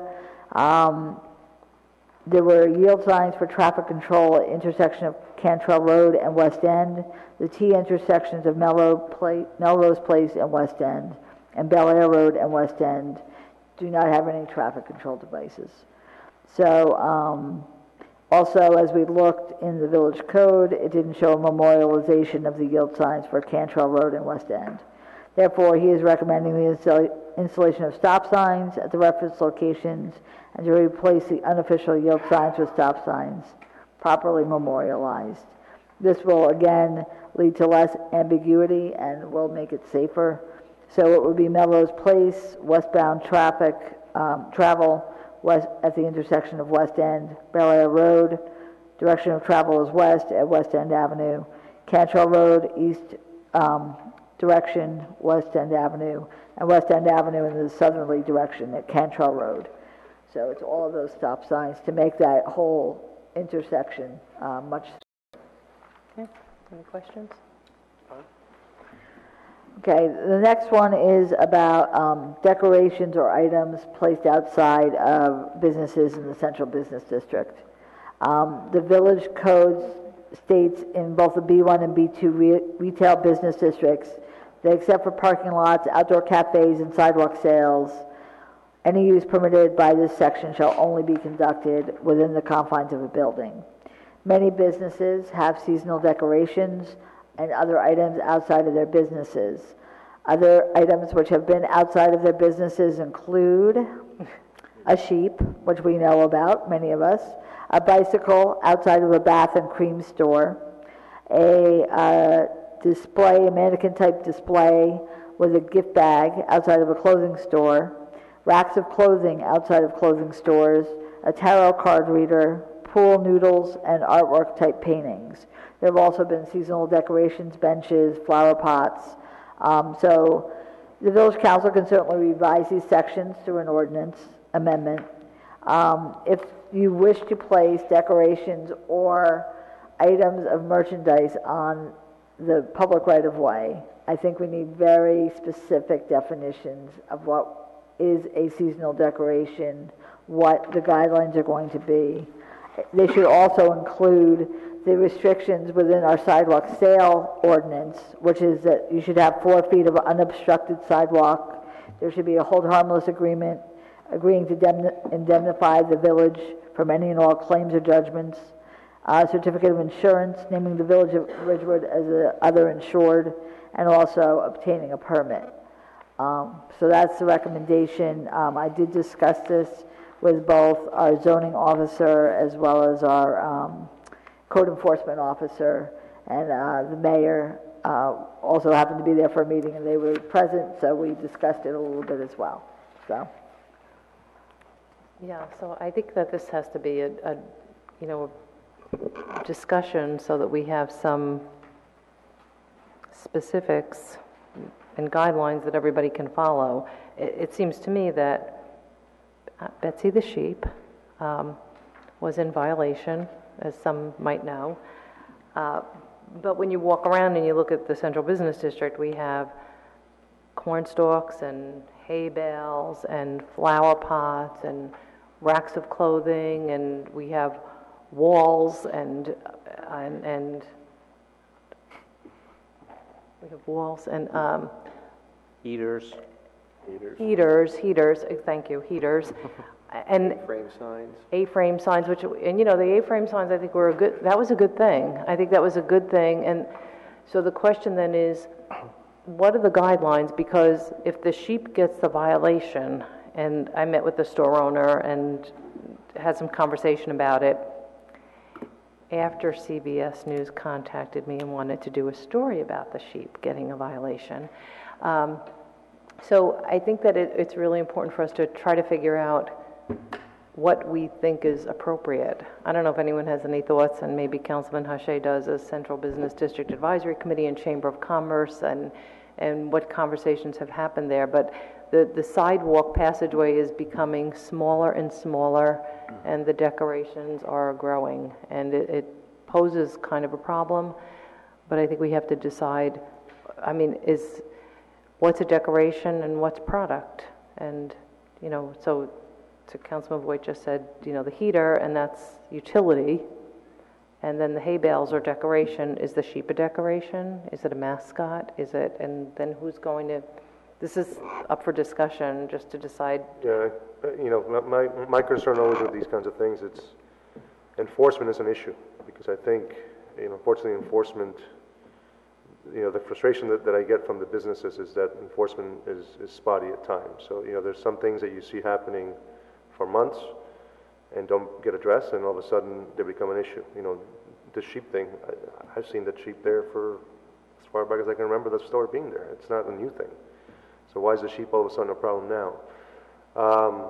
But one of the things, you know, obviously we have safety in mind, so we, you know, making sure that we have enough of a passageway for people to get through, pedestrians, whether you have a stroller or, you know, couples holding hand, whatever it is one issue, right? So one is safety, the other one is aesthetics. I mean, we also don't want merchandise, you know, bringing the indoors to the outdoors to start to resemble, you know, the Marrakesh street market. So I would rather really sit down with I don't think it would be appropriate for us here to determine what the right blend would be. I think it's to talk to the businesses and hear from them a little bit more about this. And maybe this is one of the things that we address in the business community forums before we do anything. Because, you know, my concern now is that if there's going to be enforcement, that it be uniform and it be, you know, applied across the board. It can be spotty, you know, and maybe. And I know that we've had some situations where, you know, the code is so antiquated. I mean, you know, we're dealing with one issue with illuminated signs. I mean, neon signs from 1980s. I mean, there's a lot of stuff that we need to kind of modernize and bring up. But let's do it with the businesses first. But for us to try to guess what's the right mix and the right approach, let's talk to them first. We get them together and figure it out. Okay.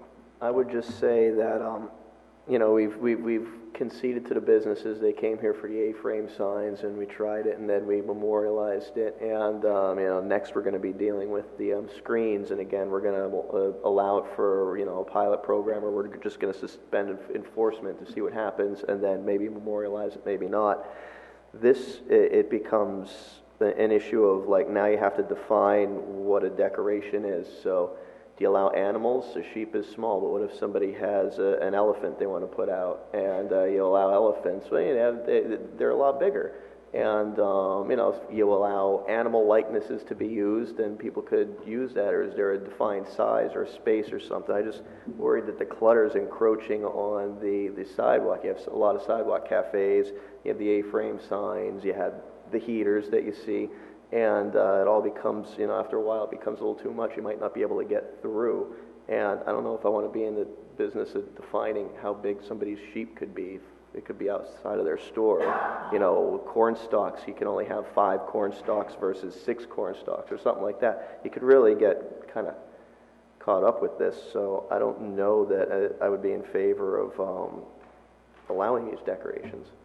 No, but, and so, I'm sorry, Jeff, did you? Yeah, no, I just wanted to agree with Councilman Hashi. I think it's a good idea just to talk with the business district and see what they come up with. My guess is they're hopefully going to be, and I think they would be reasonable. I mean, based on some of the stuff that's going on right now, and see what have them come back to us and see what they have to say. I think that's the easiest thing to do. I'm just thinking as I'm listening to everybody. So obviously, consistency is what we're looking for. Consistency is what we're looking for. But I think the other challenge that we have, and this is where Matt would be involved, I find like I'm in an obstacle course sometimes. Jeff mentioned the heaters. It's like there's brick walls, there's brick planters, there's heaters, there's cafe seats. So we, by law, I believe, have to keep a 4-foot. Yeah, I think the history has shown that even with outdoor dining, there were a number of different restaurants that did not have permits that were operating that way. Right. So no matter what you do, which way you go, and how defined you may be, enforcement on these is going to be very, very difficult. And it's pretty much a daily task in order to do it. So. But I don't think enforcement is difficult if we have clear-cut rules as to what. We have pretty clear-cut rules with regard to outdoor dining, and keeping them in front of the particular businesses, filing for a permit just for outdoor dining. I mean, you had to do that, right? And many were operating without permits. So, I mean, just on that level, and we defined that pretty clearly. I mean, I don't know; it's not very ambiguous. Yeah. people still took advantage of it. So it's a difficult situation. Although I want to say in the last couple of years, it's really been very tight. So, you know, and we have gone out to inspect the outdoor cafes. We have gone out on complaints that we've received. So I think we have that fairly well under control at this point for the outdoor cafes. Yeah, I agree. I think that the idea of a decoration versus a mascot, I mean, who decides that somebody's hay bale and corn stalks are appropriate and then a sheep or an elephant isn't appropriate? Like, it doesn't really, and all that consumes sidewalk space, and it is true, it's like an obstacle course. I saw somebody have to push a baby carriage into the street to walk around because it was so blocked, and it's such a narrow pathway you couldn't walk through. So why don't you talk to the Chamber of Commerce and see if we can come up with a plan, and then I guess we'll have to come up with some more specific guidelines. That would be good. If they could at least give us general guidelines, and then we can work on crafting a draft ordinance to look at. And then the council could look at it, the chamber could look at it once it's crafted, and our zoning and code enforcement would also look at it to see if they needed it more defined or, you know, better, so that they're better able to enforce it. Because the other thing that they pointed out is currently that sheep is actually a sign, because it's a symbol of that mattress company. And so under our sign ordinance, it says something to that effect. So it's technically a sign, so they would need a sign permit, which is, I think that's a little crazy myself.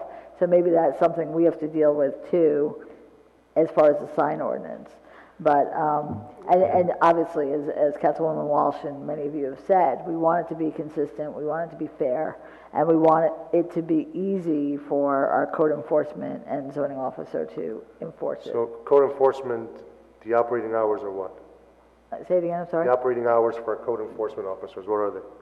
What are the working hours? She's part-time. She's, I think it's 24 or 5 hours a week, but she works different hours during the day for the most part. In the evenings? She does not at the moment.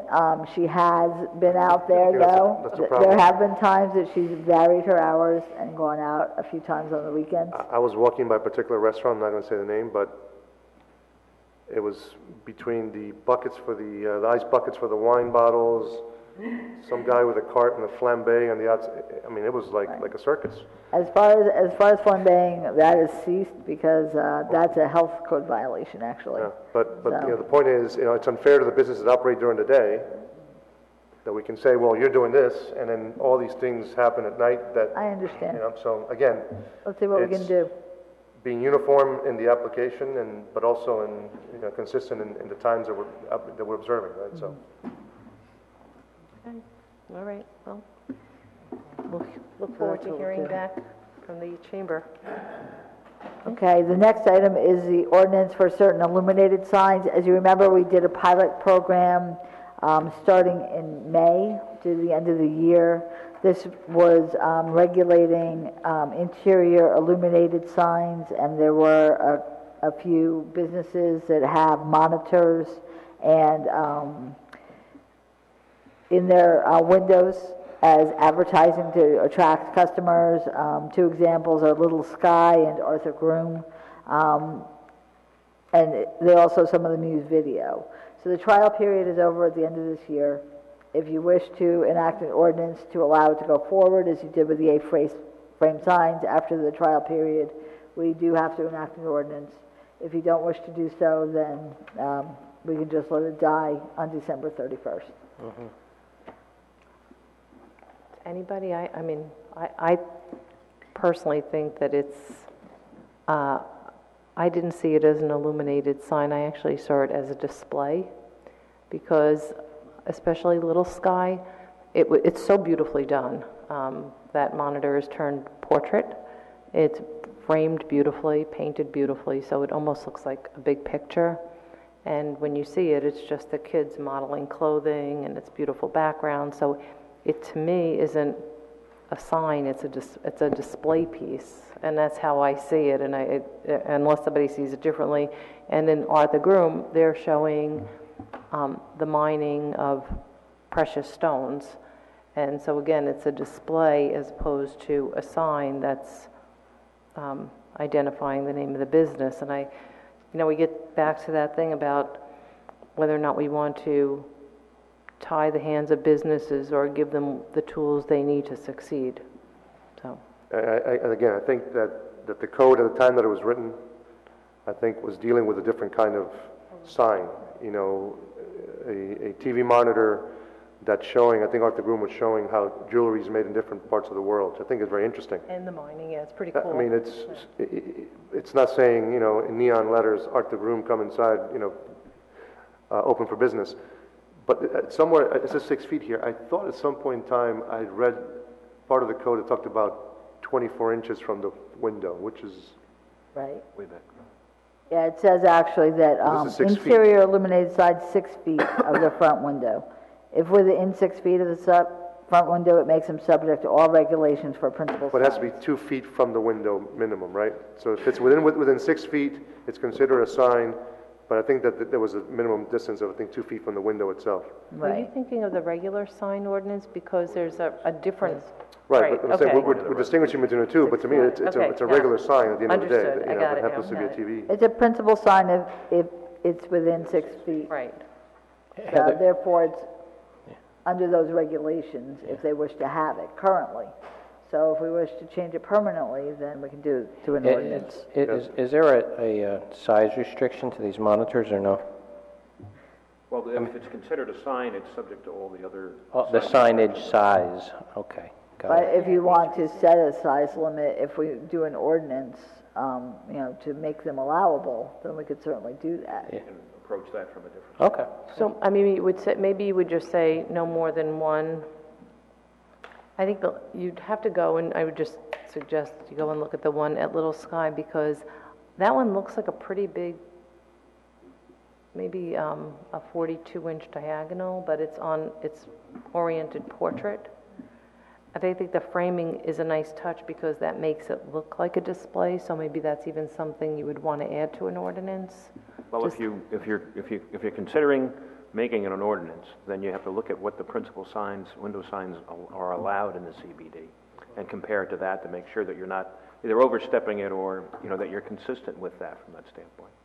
But it can't have language, it has to be like a display, not... Well, that's something you can consider and put into the, you know, put into the wording of what this type of a sign would do. Okay, And you may want to distinguish it as not being a principal sign, but being a display right, got it, mechanism. Right.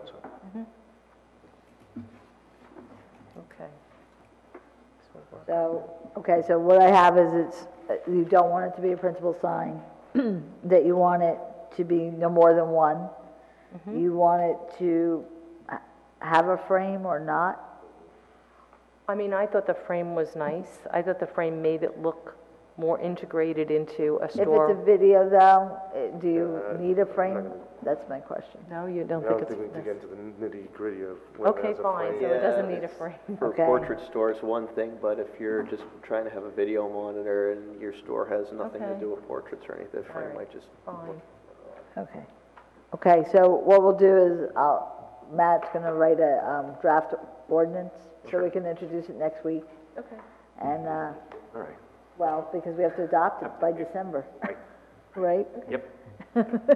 Week. Next week. And I guess we would make it not to exceed the, I mean, the little sky one it's probably looks bigger because it has that frame around it, but whatever that, not to exceed a certain size. Not to exceed the sky one. No, I think we ought to just, come up with some ideas on the display Okay. and see where that goes. All right. And again, if we, put proper wording in, we see that it either is working or not, or that there is a need for something different, that can be amended at a later date, but Good. at least to get it moving. Right. Okay, so everyone's in agreement though that they want to permit it? Yes. Okay, okay, good.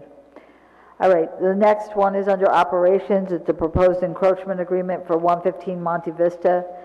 They're making improvements to their property, and part of that work includes the rebuilding of 2 stone pillars that presently have a minor encroachment onto the village's right-of-way.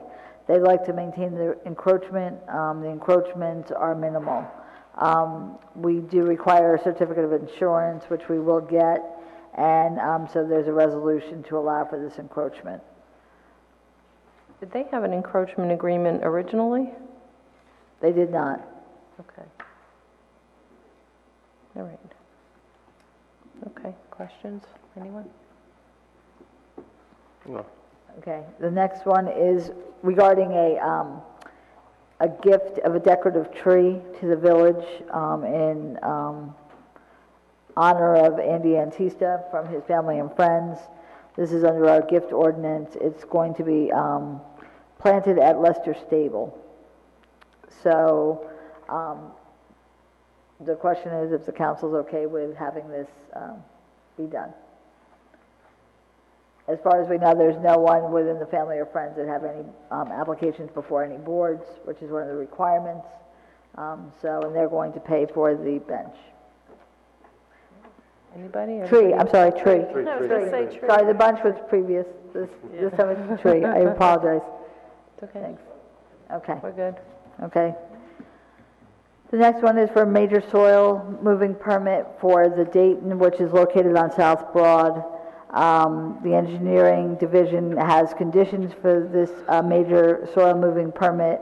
Some of the conditions include a performance bond, money in an escrow account, defining the days and hours of the trucking route, no trucks in the school zones, no trucking on specific streets such as Hudson Passaic or East Ridgewood Avenue between Broad and Maple. They would have to exit onto South Broad Street and head south, and no soil trucks when there are any religious services at the local churches. And the contractor would have to be made aware of those. So they are planning on moving approximately 5,983 cubic yards of material, with 5,293 cubic yards being removed from the site. This is required anytime there's a major soil moving. Do we know how many trucks this is? That was my Do we have any idea? We always ask this I question, don't how many know. trucks? Per cubic yard. 5,000 cubic. Depends upon the size of the Yeah. dumpster. But you can figure it out. Does he know how many trucks that is? I think Chris is calculating. Oh, Do you know? 300 to 400, is that what you said? 400, approximately. what does that do to our roads? Because it's your 400 trucks, heavy. Come on up. Come on up.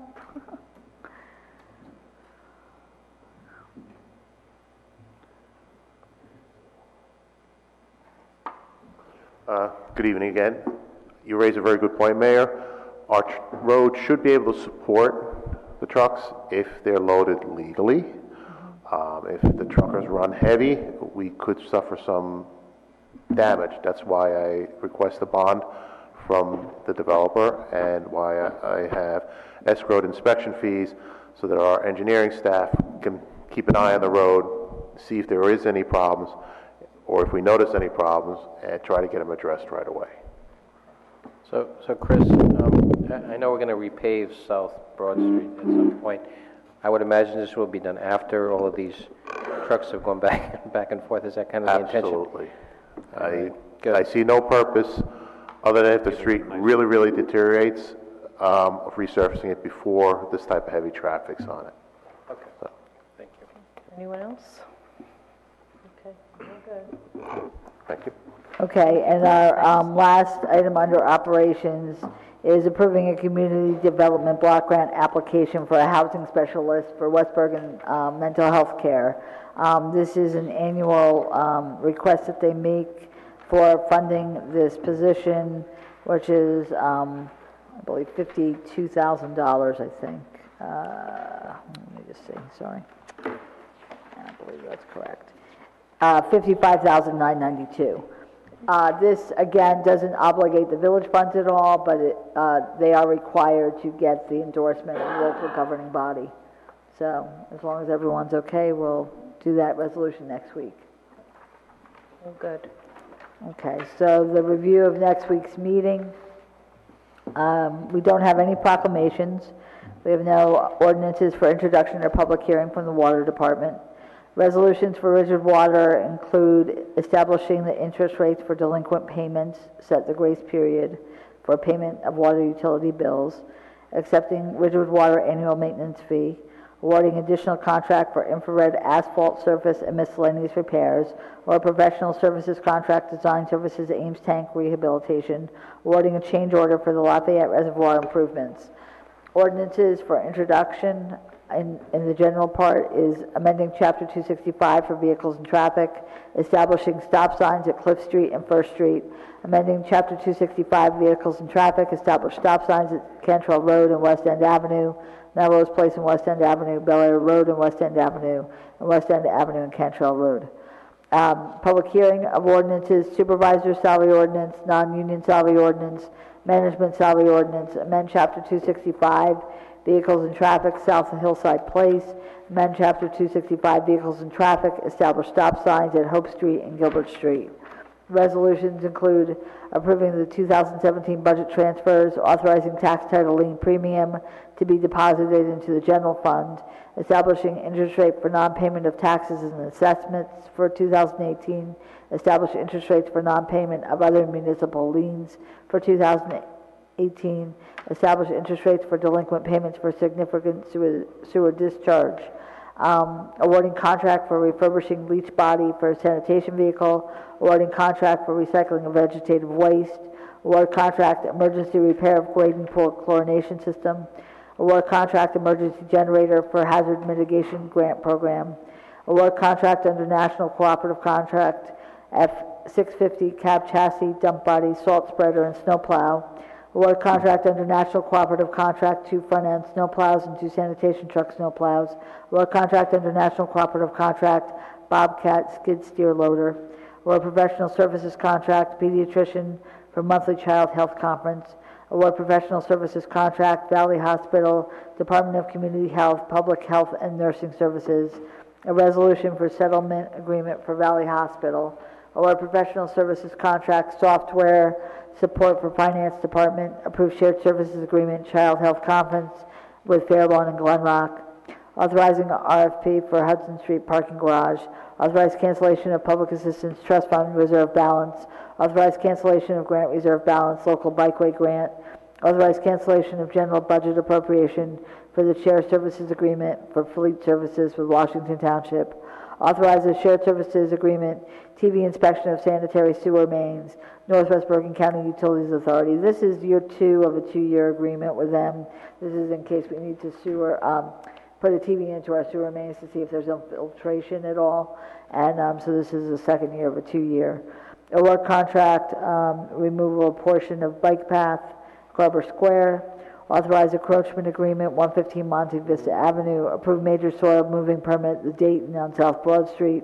Endorse application for community development block grant, West Bergen Mental Health Care Housing Specialist. Appoint members to local emergency planning committee. This is annual, once again. And accept the donation of the tree at Lester Stable. Did you want any of those off of the consent agenda? The bike path, can you pull the bike path off? Sure. Thanks.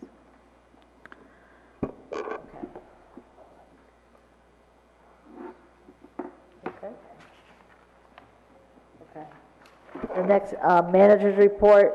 Again, the general election is next Tuesday, November 7th. Polls will be open 6 a.m. to 8 p.m. As you know, the governor is up for election. That office and our local assembly and senate representatives will be decided in this election. Yellow postcards have been sent out with the 2017 leaf placement schedule. If you need this information, please contact the village manager's office or go to the village website, click on where it says leaf season, it's falling leaves, and that will show you. Basically, your pickup is based on your yard waste area, A through D, except one section which changes for leaf pickup. Sections C and D have already been completed for the first round, and Section A will begin on Friday. Please only put out your leaves on the leaf placement dates for your area. Once those dates have passed, do not put them out again until the next leaf placement dates. There are still people who aren't understanding it. I don't know how much more clear we can make it. I'm just trying to remind everyone, those dates are the dates you put the leaves out. We will come through after those dates and pick up the leaves. The Central Valet service began last Friday and Saturday. It will continue every Friday and Saturday night from 6 p.m. to 1 a.m. until the end of the year. The only exception is December 1st, which is downtown for the holidays. The fee is $5 per vehicle, and some businesses may decide to cover the fee. Last Saturday, the Chamber of Commerce sponsored a great haunted harvest. It was very well attended, and most of our stores participated in a CBD trick-or-treat for the children who attended. Thank you to the Ridgewood Chamber of Commerce because a spectacular time was had by all. I want to bring to your attention several projects going on in the village, from paving streets to work being done by PSC&G as part of their Energy Strong program, to Ridgewood Waters placing new water mains at stream crossings. One of particular note, I mentioned this last week as well, is Van Amberg Avenue, from Hampshire Road to Washington Township, beginning at 8 a.m. each day, and then the road is closed for most of the day through December 1st. There will be detours for these projects, and police officers will be available to assist motorists to and from their homes in this area. Residents in the area of Van Amberg Avenue and its side streets should continue to place their leaves in the street according to the leaf placement schedule. Village crews will continue to pick up leaves after the leaf placement dates, as is being done throughout the village. So there'll be no change. Our police officers will make sure that our crews can get through to pick up the leaves on the dates as scheduled. A community Thanksgiving service is sponsored by the Ridgewood Interfaith Group and scheduled for Tuesday, November 21st at Old Paramus Reformed Church at 7:30 p.m. All are welcome. Reminder again, the estate card. Ridgewood officials, as we know, have introduced the Ridgewood estate card. It's a new property tax savings program. Offers a debit-like card that offers a reward on purchases that is automatically applied to reduce Ridgewood property taxes billed to the cardholder. Tax rewards are applied annually to the third quarter tax bill. And the website is ridgewoodestatecard.com. The farmers market has extended their operation through Sunday, November 19th. The market is held from 9 a.m. to 3 p.m. on Sundays at the Ridgewood train station parking lot. That's it. Thank you.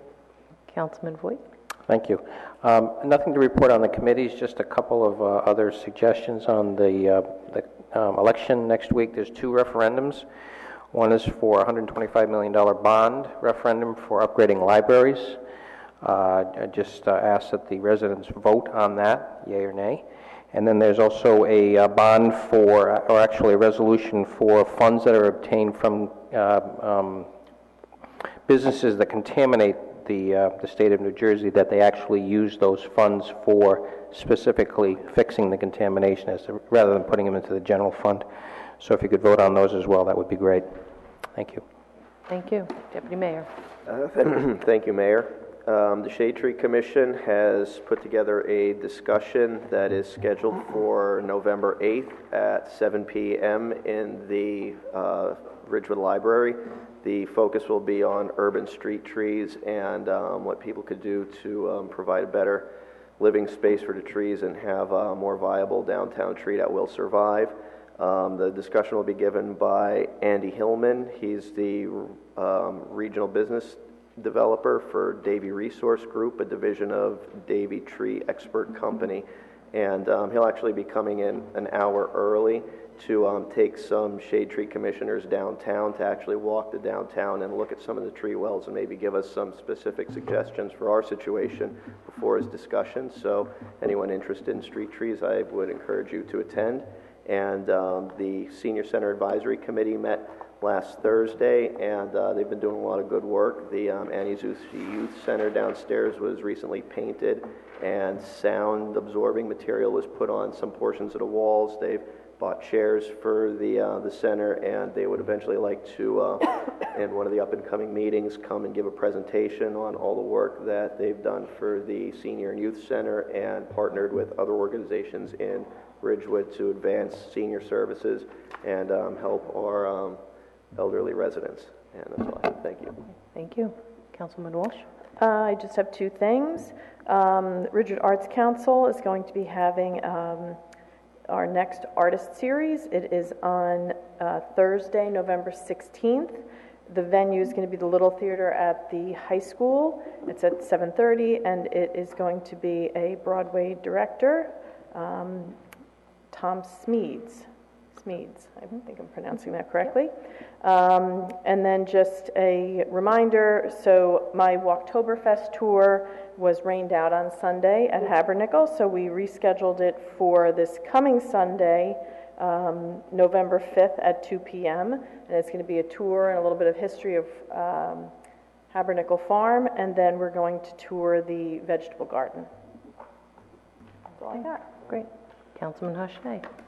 Just to add to the village manager's update on Central Valley, just because I've gotten a lot of questions. So we've decided with the pilot to just stick to the one location. The only on-street spots that are being removed are the ones that are immediately to either side of that concrete median. I think when we first looked at it, we anticipated having 3 attendants working that site because we were still looking at both sites. So we might even be able to give back some of those spots because the queues right now with 6 guys there, they're pretty fast.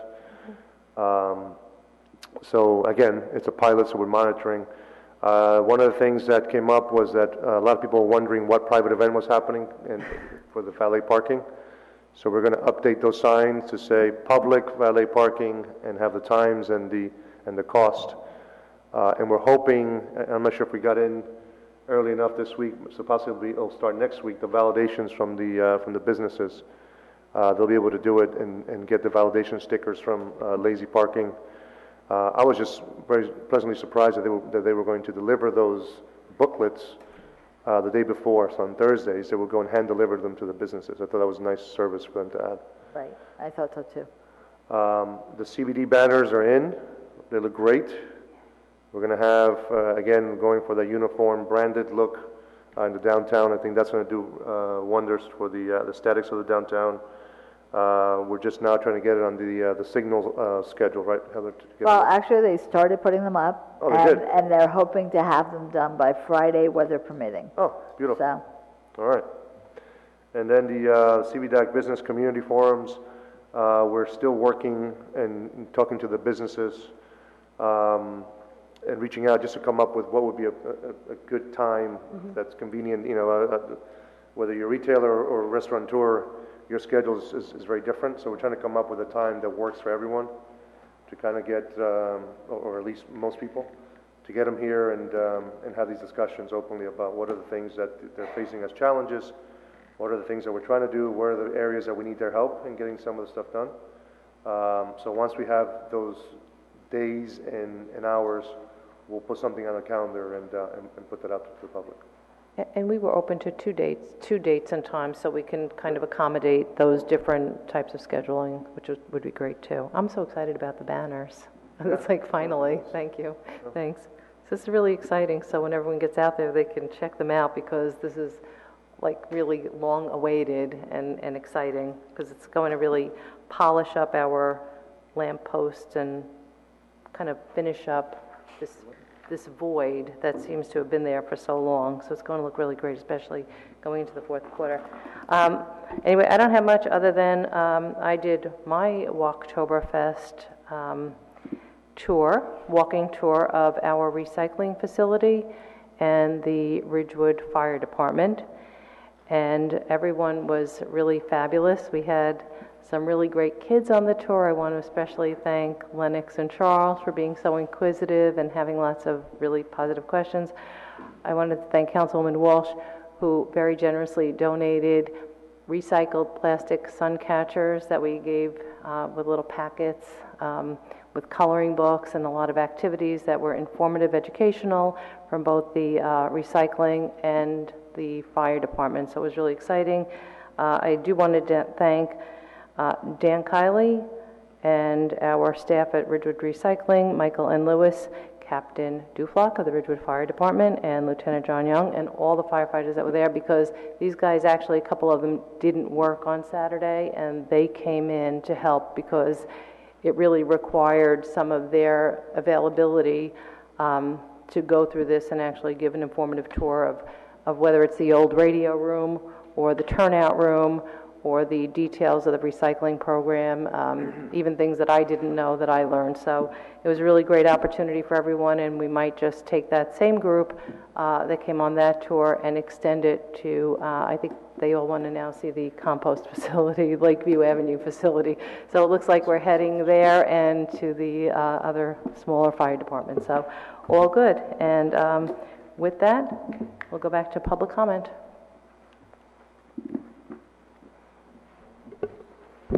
Hi, I'm Martin Walker, 114 Cottage Place.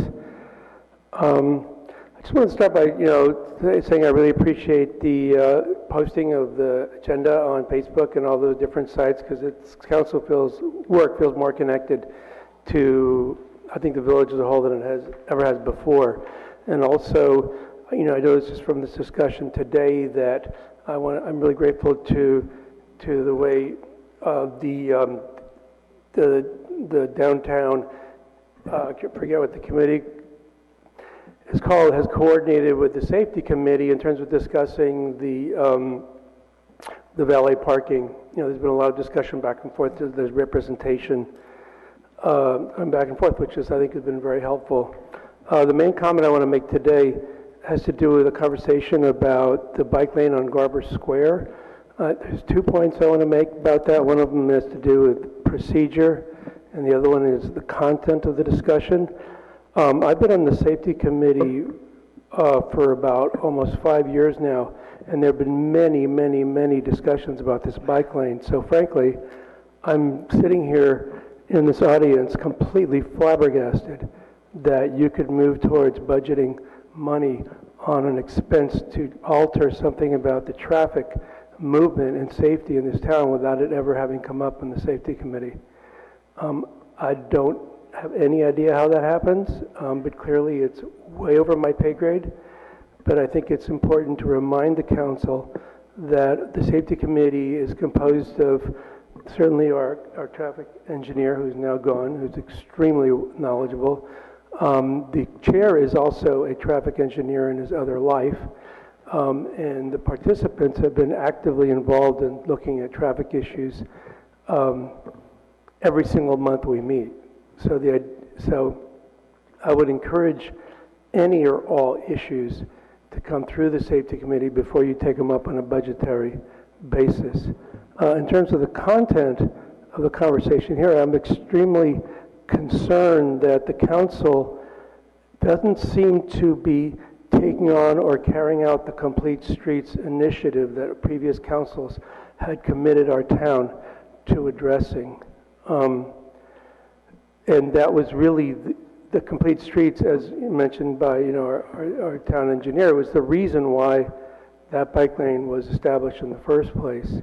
And I can tell you from being on the committee and having sometimes 10, sometimes 20 residents coming in and talking to us month after month after month after month, and also very recently having people really collate comments on Facebook about their concerns about traffic safety in the village. We haven't had one single representation by one single resident that is concerned about being able to move cars around faster on any part of the city's of our village streets. So the fact that you could even be talking about a traffic recommendation that's going to be easier for cars to maneuver is extremely disturbing from the point of view of a citizen. And also from the technical point of view, one of the things we discussed ad infinitum addressing the concerns that residents have about car traffic in the village is markings on streets. We spent a lot of time talking about how marking on streets affect the behavior of drivers, and this is informed by the two traffic engineers that are on the committee. I very strongly recommend that you send that item back to the safety committee before you spend any money on a move, which I frankly believe is against the interests of traffic safety in the city. It's against both the letter and the intention of the Complete Streets initiative, and will definitely make it easier for cars to get around, which by definition, and this is the traffic issue that never seems to make it to the council, is that there's a well-established algorithm that shows that when you increase the ability of cars to be utilized in any form whatsoever, it increases the density of cars that use that particular traffic service. Thank you. Thank you, Martin.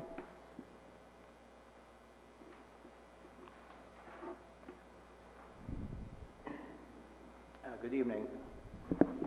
Rurik Halaby. I'm not sure where to start. I've been thinking, listening to a very, very interesting discussion this evening, that maybe the new motto of Ridgewood should be Ridgewood, no can do. It's just amazing. All the discussion is about introducing something or another, about telling people what they can, cannot do, merchants what they can and cannot do. Why don't you pride yourselves on not new ordinances that you pass, but ordinances that you revoke? This village, my wife who couldn't make it this evening, was talking to a friend who was talking to a supplier of services, who basically said, Ridgewood is the worst town in Bergen County to do business in, and I can see it. The arrogance that you people show is just terrible. Now, I know Bernadette, if I could call her Bernadette, she and I exchange emails, and I love her emails because she puts time and efforts in them, and I must admit, I do appreciate that, and I'm going to respond to your email. But it's just ridiculous. And when Bridget Bogart did her presentation, why weren't Tony Damiano and Joan Groom invited to attend to see what they might have to say? Now, I remember about a year ago when Ramon first became village, got elected, he and I had a nice coffee. What I thought was going to last 15 minutes lasted 2 hours. I was very, very impressed by how much he had looked into the working of the village. But in this discussion, Ramon, you were almost silent. I wished, but you did say a few things, but you did not say as much as you told me when you were in a small group on a one-on-one sharing everything that you found out about the village.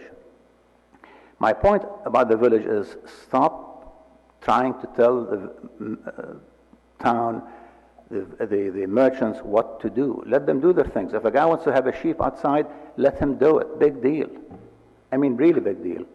I mean, you go to Rome. What's the beauty of Rome? You meander around stalls and shops and what have you. I mean, this is not some controlled village that you would have in some big development in Texas. This is what gives a village its life. Now, as far as the garage RFP, can I have a copy of what it is you're looking at? Now, I'm going to be told, no, you can't because it's in the deliberative stage. Well, guess what? I'm paying for it, and I want a copy, however incomplete it is. If it is going to contractors or builders in a week or two, or whatever it is, then I should have it. And why is it? What it is that the RFP has in it? Who has that? Who, among other than you? Does anybody in the village have it? Has it been discussed with anyone? And when the mayor talks about, oh, we need to have more parking on Hudson, that's a great way to get a couple of votes from the Mount Carmel. But I'll tell you how you can get more parking on Hudson Street. You can shrink the cars or stretch the street, and there's a limit. I'm sorry, I mean, that's such a silly thing to say, but I should point out anyway. It's your 5 minutes. You could say whatever you want. Yes, I will. Mm-hmm. I will. Now, I should add a few more seconds for your interruption, actually. Now, I would like to get a copy of the RFP. How can I get it? Yeah. Who gives it to me? The RFP is in draft form, so you'll wait until it's no longer in draft form, and you can file. But why is it? And you can file an OPA request. Those are just procedures. That's a policy, and we're not here to argue. You know what, Rorik? We are not here to argue policy or procedure. It is in the draft form, and you are welcome to have it. You can file an OPA request like any other resident, and when it's available in a non-draft form, you are welcome to it. Yeah, I tell you, one of the things I'm looking forward to is next week's meeting with FOG, because this nonsense about, being able to obtain things, I mean, it's fighting City Hall every time I've asked for something. With all due respect to Donna, who I like a lot. I'm sorry. But the idea that this RFP goes to builders and engineers before I have a chance to look at it is ridiculous. The bike path is the same thing. Now, I realize the mayor is trying to undo everything Mayor Aronson has done, but leave well enough alone. I mean, you're not going to be able to have 2 lanes in each direction. Thank you. Thank you.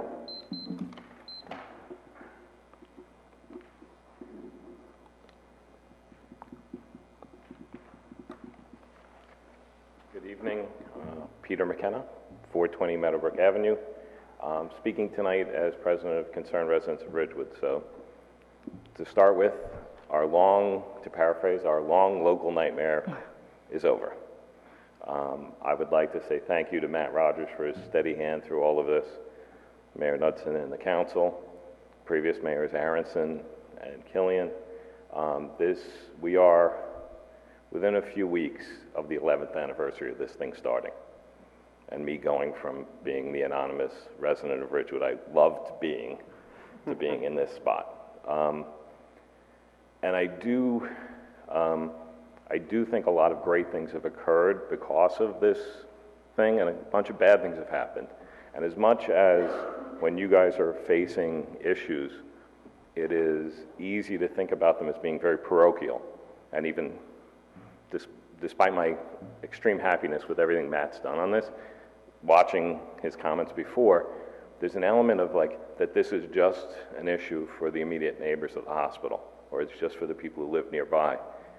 I can tell you definitively that, in my opinion, everything we're dealing with the high-density housing is what my predecessor predicted as sympathetic zoning when Valley came forward and pitched this thing to your predecessors, to Dave Fund and his council at the time.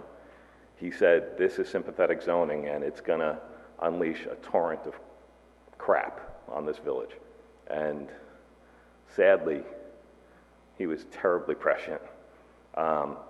And I do think this town needs some updating. I agree with that. I think high-density housing in this form is not what I would wish, but I do think something has to change.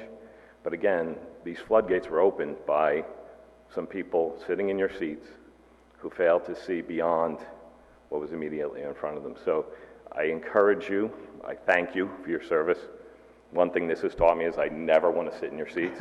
But thank you very much for the due diligence you guys have done to make sure that this village is protected. And I, in all honesty, believe that what we're talking about, if this comes to pass as expected, and Valley can operate the hospital they want to operate, they're going to operate the hospital they want in Paramus where it's totally appropriate.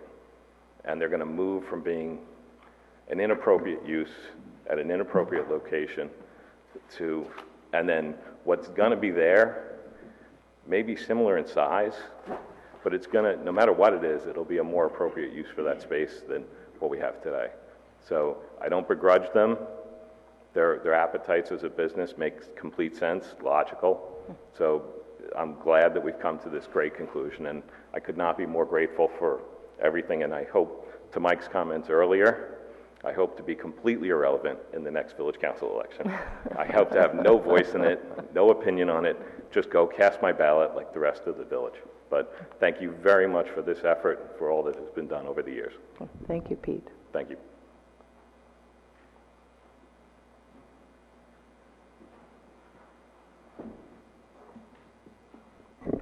Good evening. Saurabh Dani, 390 Bedford Road in Ridgewood. I have a couple of follow-ups. One is for this Valley settlement. Pete thanked all of you, but there was a big role of Pete, John, and the residents also, a lot of people who contributed, so thank you too.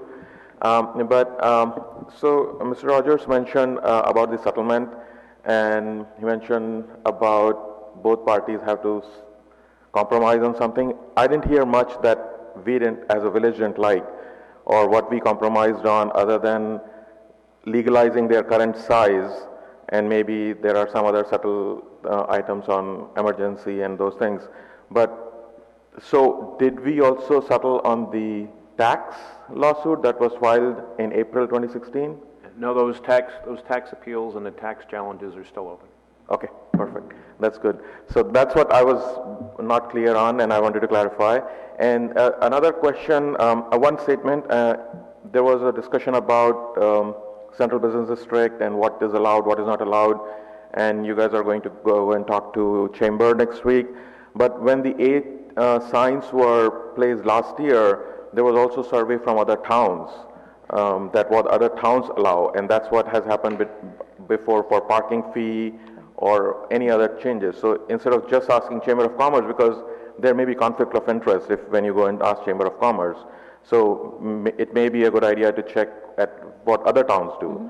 So instead of just asking our chamber, and so that's just a suggestion. Right. And my last question is, about a year ago, I came here and reported that Health Barn's lease allowed them about 3,000 square feet of farm space, and they had a fence that was covering 3,800 square feet.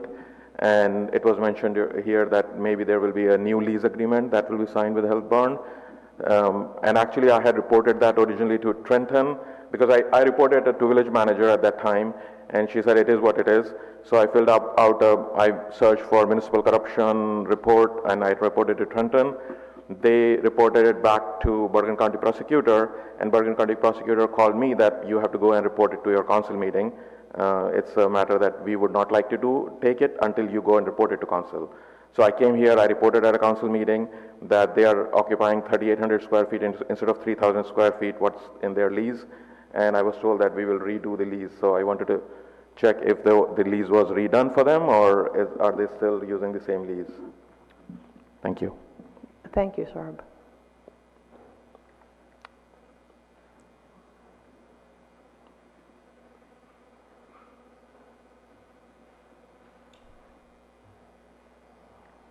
Good evening, Boyd Loving, 342 South Irving Street. I'd like to express my concern about this soil movement permit that's going to be granted for Dayton, the Dayton project on South Broad Street. And my concern is, as described by the village engineer tonight, the trucks that leave that facility will be making a right turn on South Broad Street, which means they will be driving right into a residential neighborhood.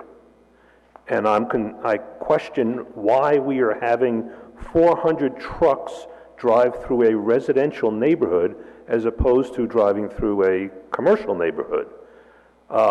My other concern with respect to the route that they're taking is basically we are dumping those trucks into Glen Rock.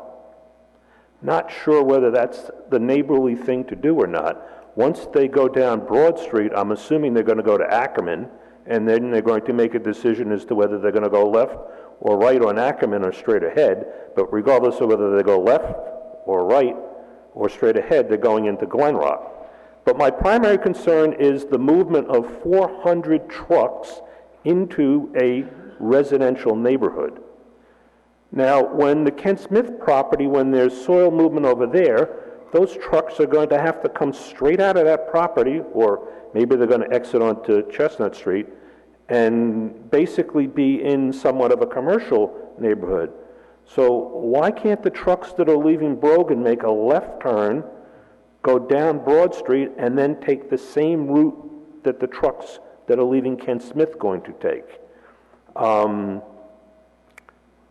400 trucks is a lot of trucks to be pushing into a residential neighborhood and having dirt spill. I believe that that route is also a primary walking route for the kids in that neighborhood to get to and from Orchard School. Now you're going to have truck traffic on the primary walking route that students are using to and from Orchard School. So I think that that needs to have a second look, and maybe there is another route those trucks can take other than pushing them to that neighborhood. The other comment I'd like to make is about the settlement agreement with the hospital. An unintended consequence that you might want to think about is that as a result of the Luckow Pavilion being over where it is by the Fashion Center, what happens when there is an emergency and somebody has to go for acute care is that the Paramus Ambulance Corps has to go to that facility and transport the patients to Ridgewood. We're going to have the reverse now. The acute care facility is going to be in Paramus. So if something happens to somebody who's in less than acute care, or a heart attack or something like that in Ridgewood, we're going to have a lot of ambulances responding from Ridgewood to that facility to transport those people over to Paramus. The taxpayers are currently paying for paid ambulance service during the day in Ridgewood.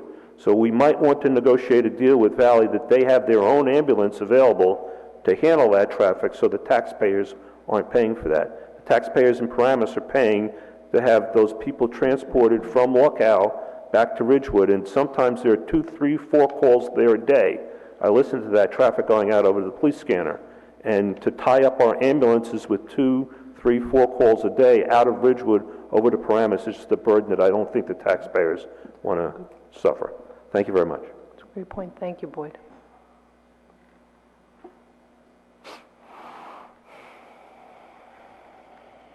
Good evening. Michael Velicue, 250 Hope Street and Mauritania Restaurant. With regards to your comment, Madam Mayor, I hear respect, and I'm with you on your frustration regarding the designated parking for the employees. However, allow me to bring you up to speed with a couple of logistics, if you want.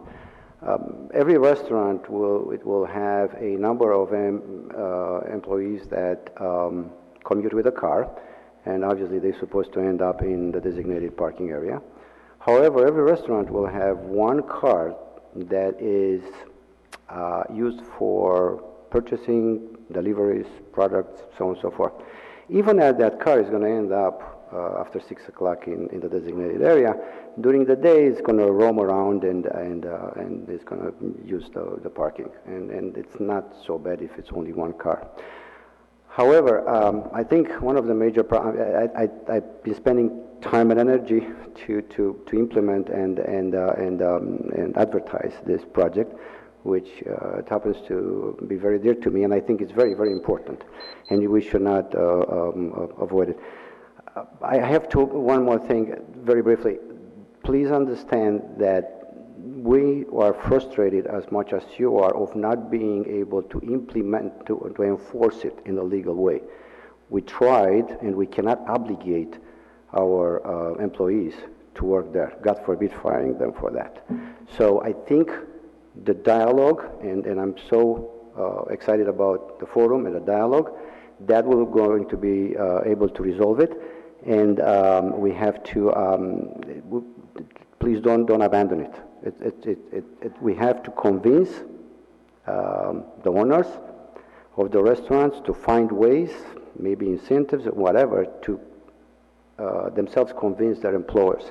We cannot enforce it as much as you cannot enforce it through legal means, which is probably easier for you because you have a very clear information with the businesses that actually purchase the stickers.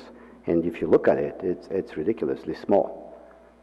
And one more thing, I have to apologize for losing my cool at one point in my life.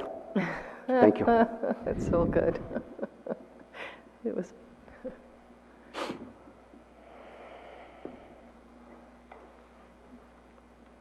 Good evening, Jacqueline Home, 30 Carriage Lane.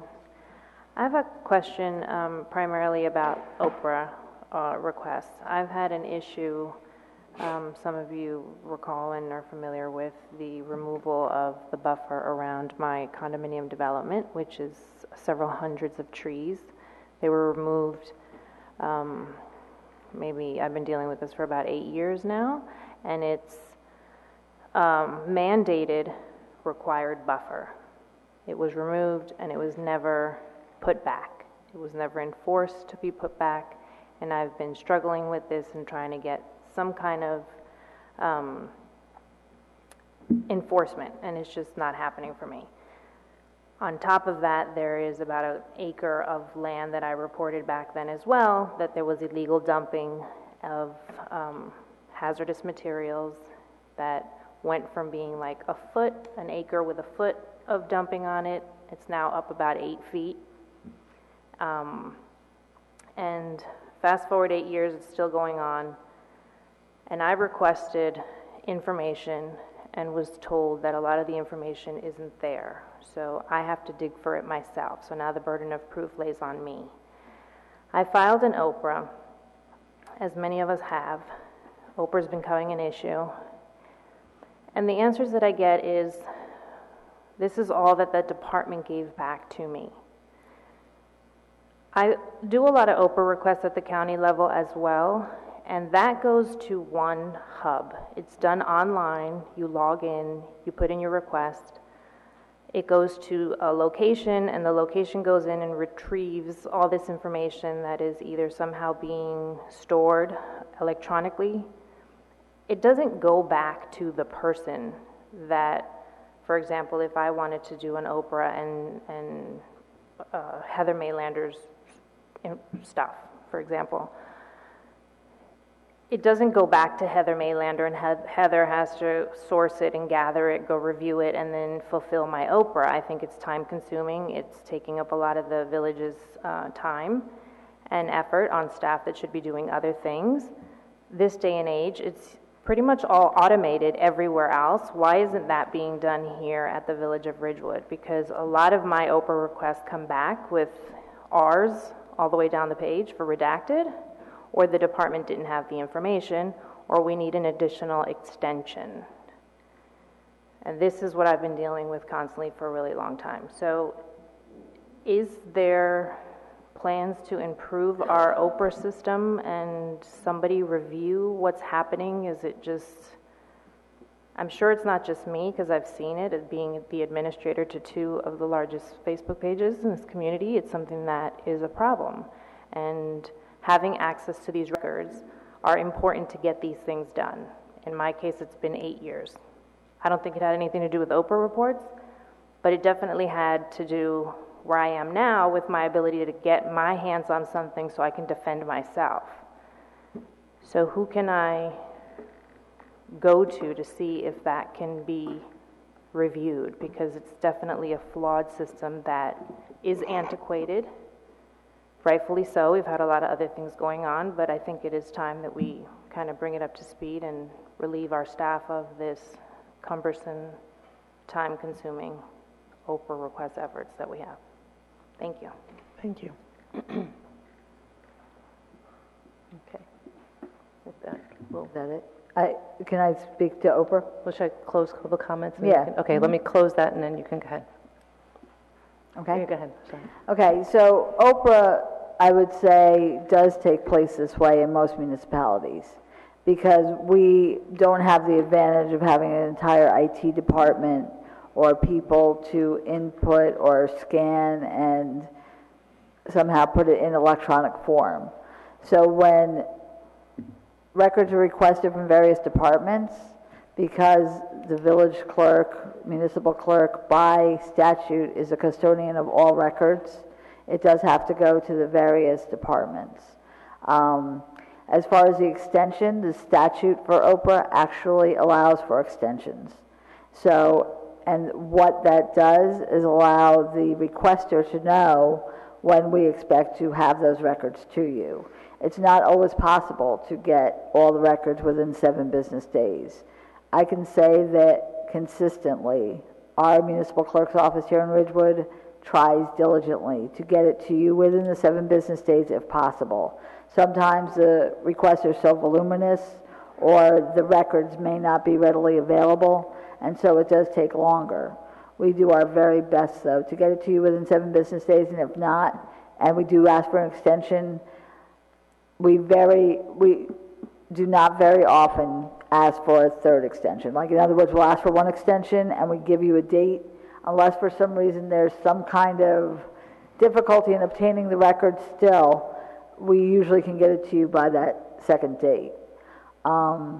You know, I would love to have someone full-time here who would scan all of the records throughout this entire village, and, you know, you bring up a block and lot and you'll see everything from their dog license to any improvements they've done to their property to, you know, any outstanding taxes they haven't paid, everything.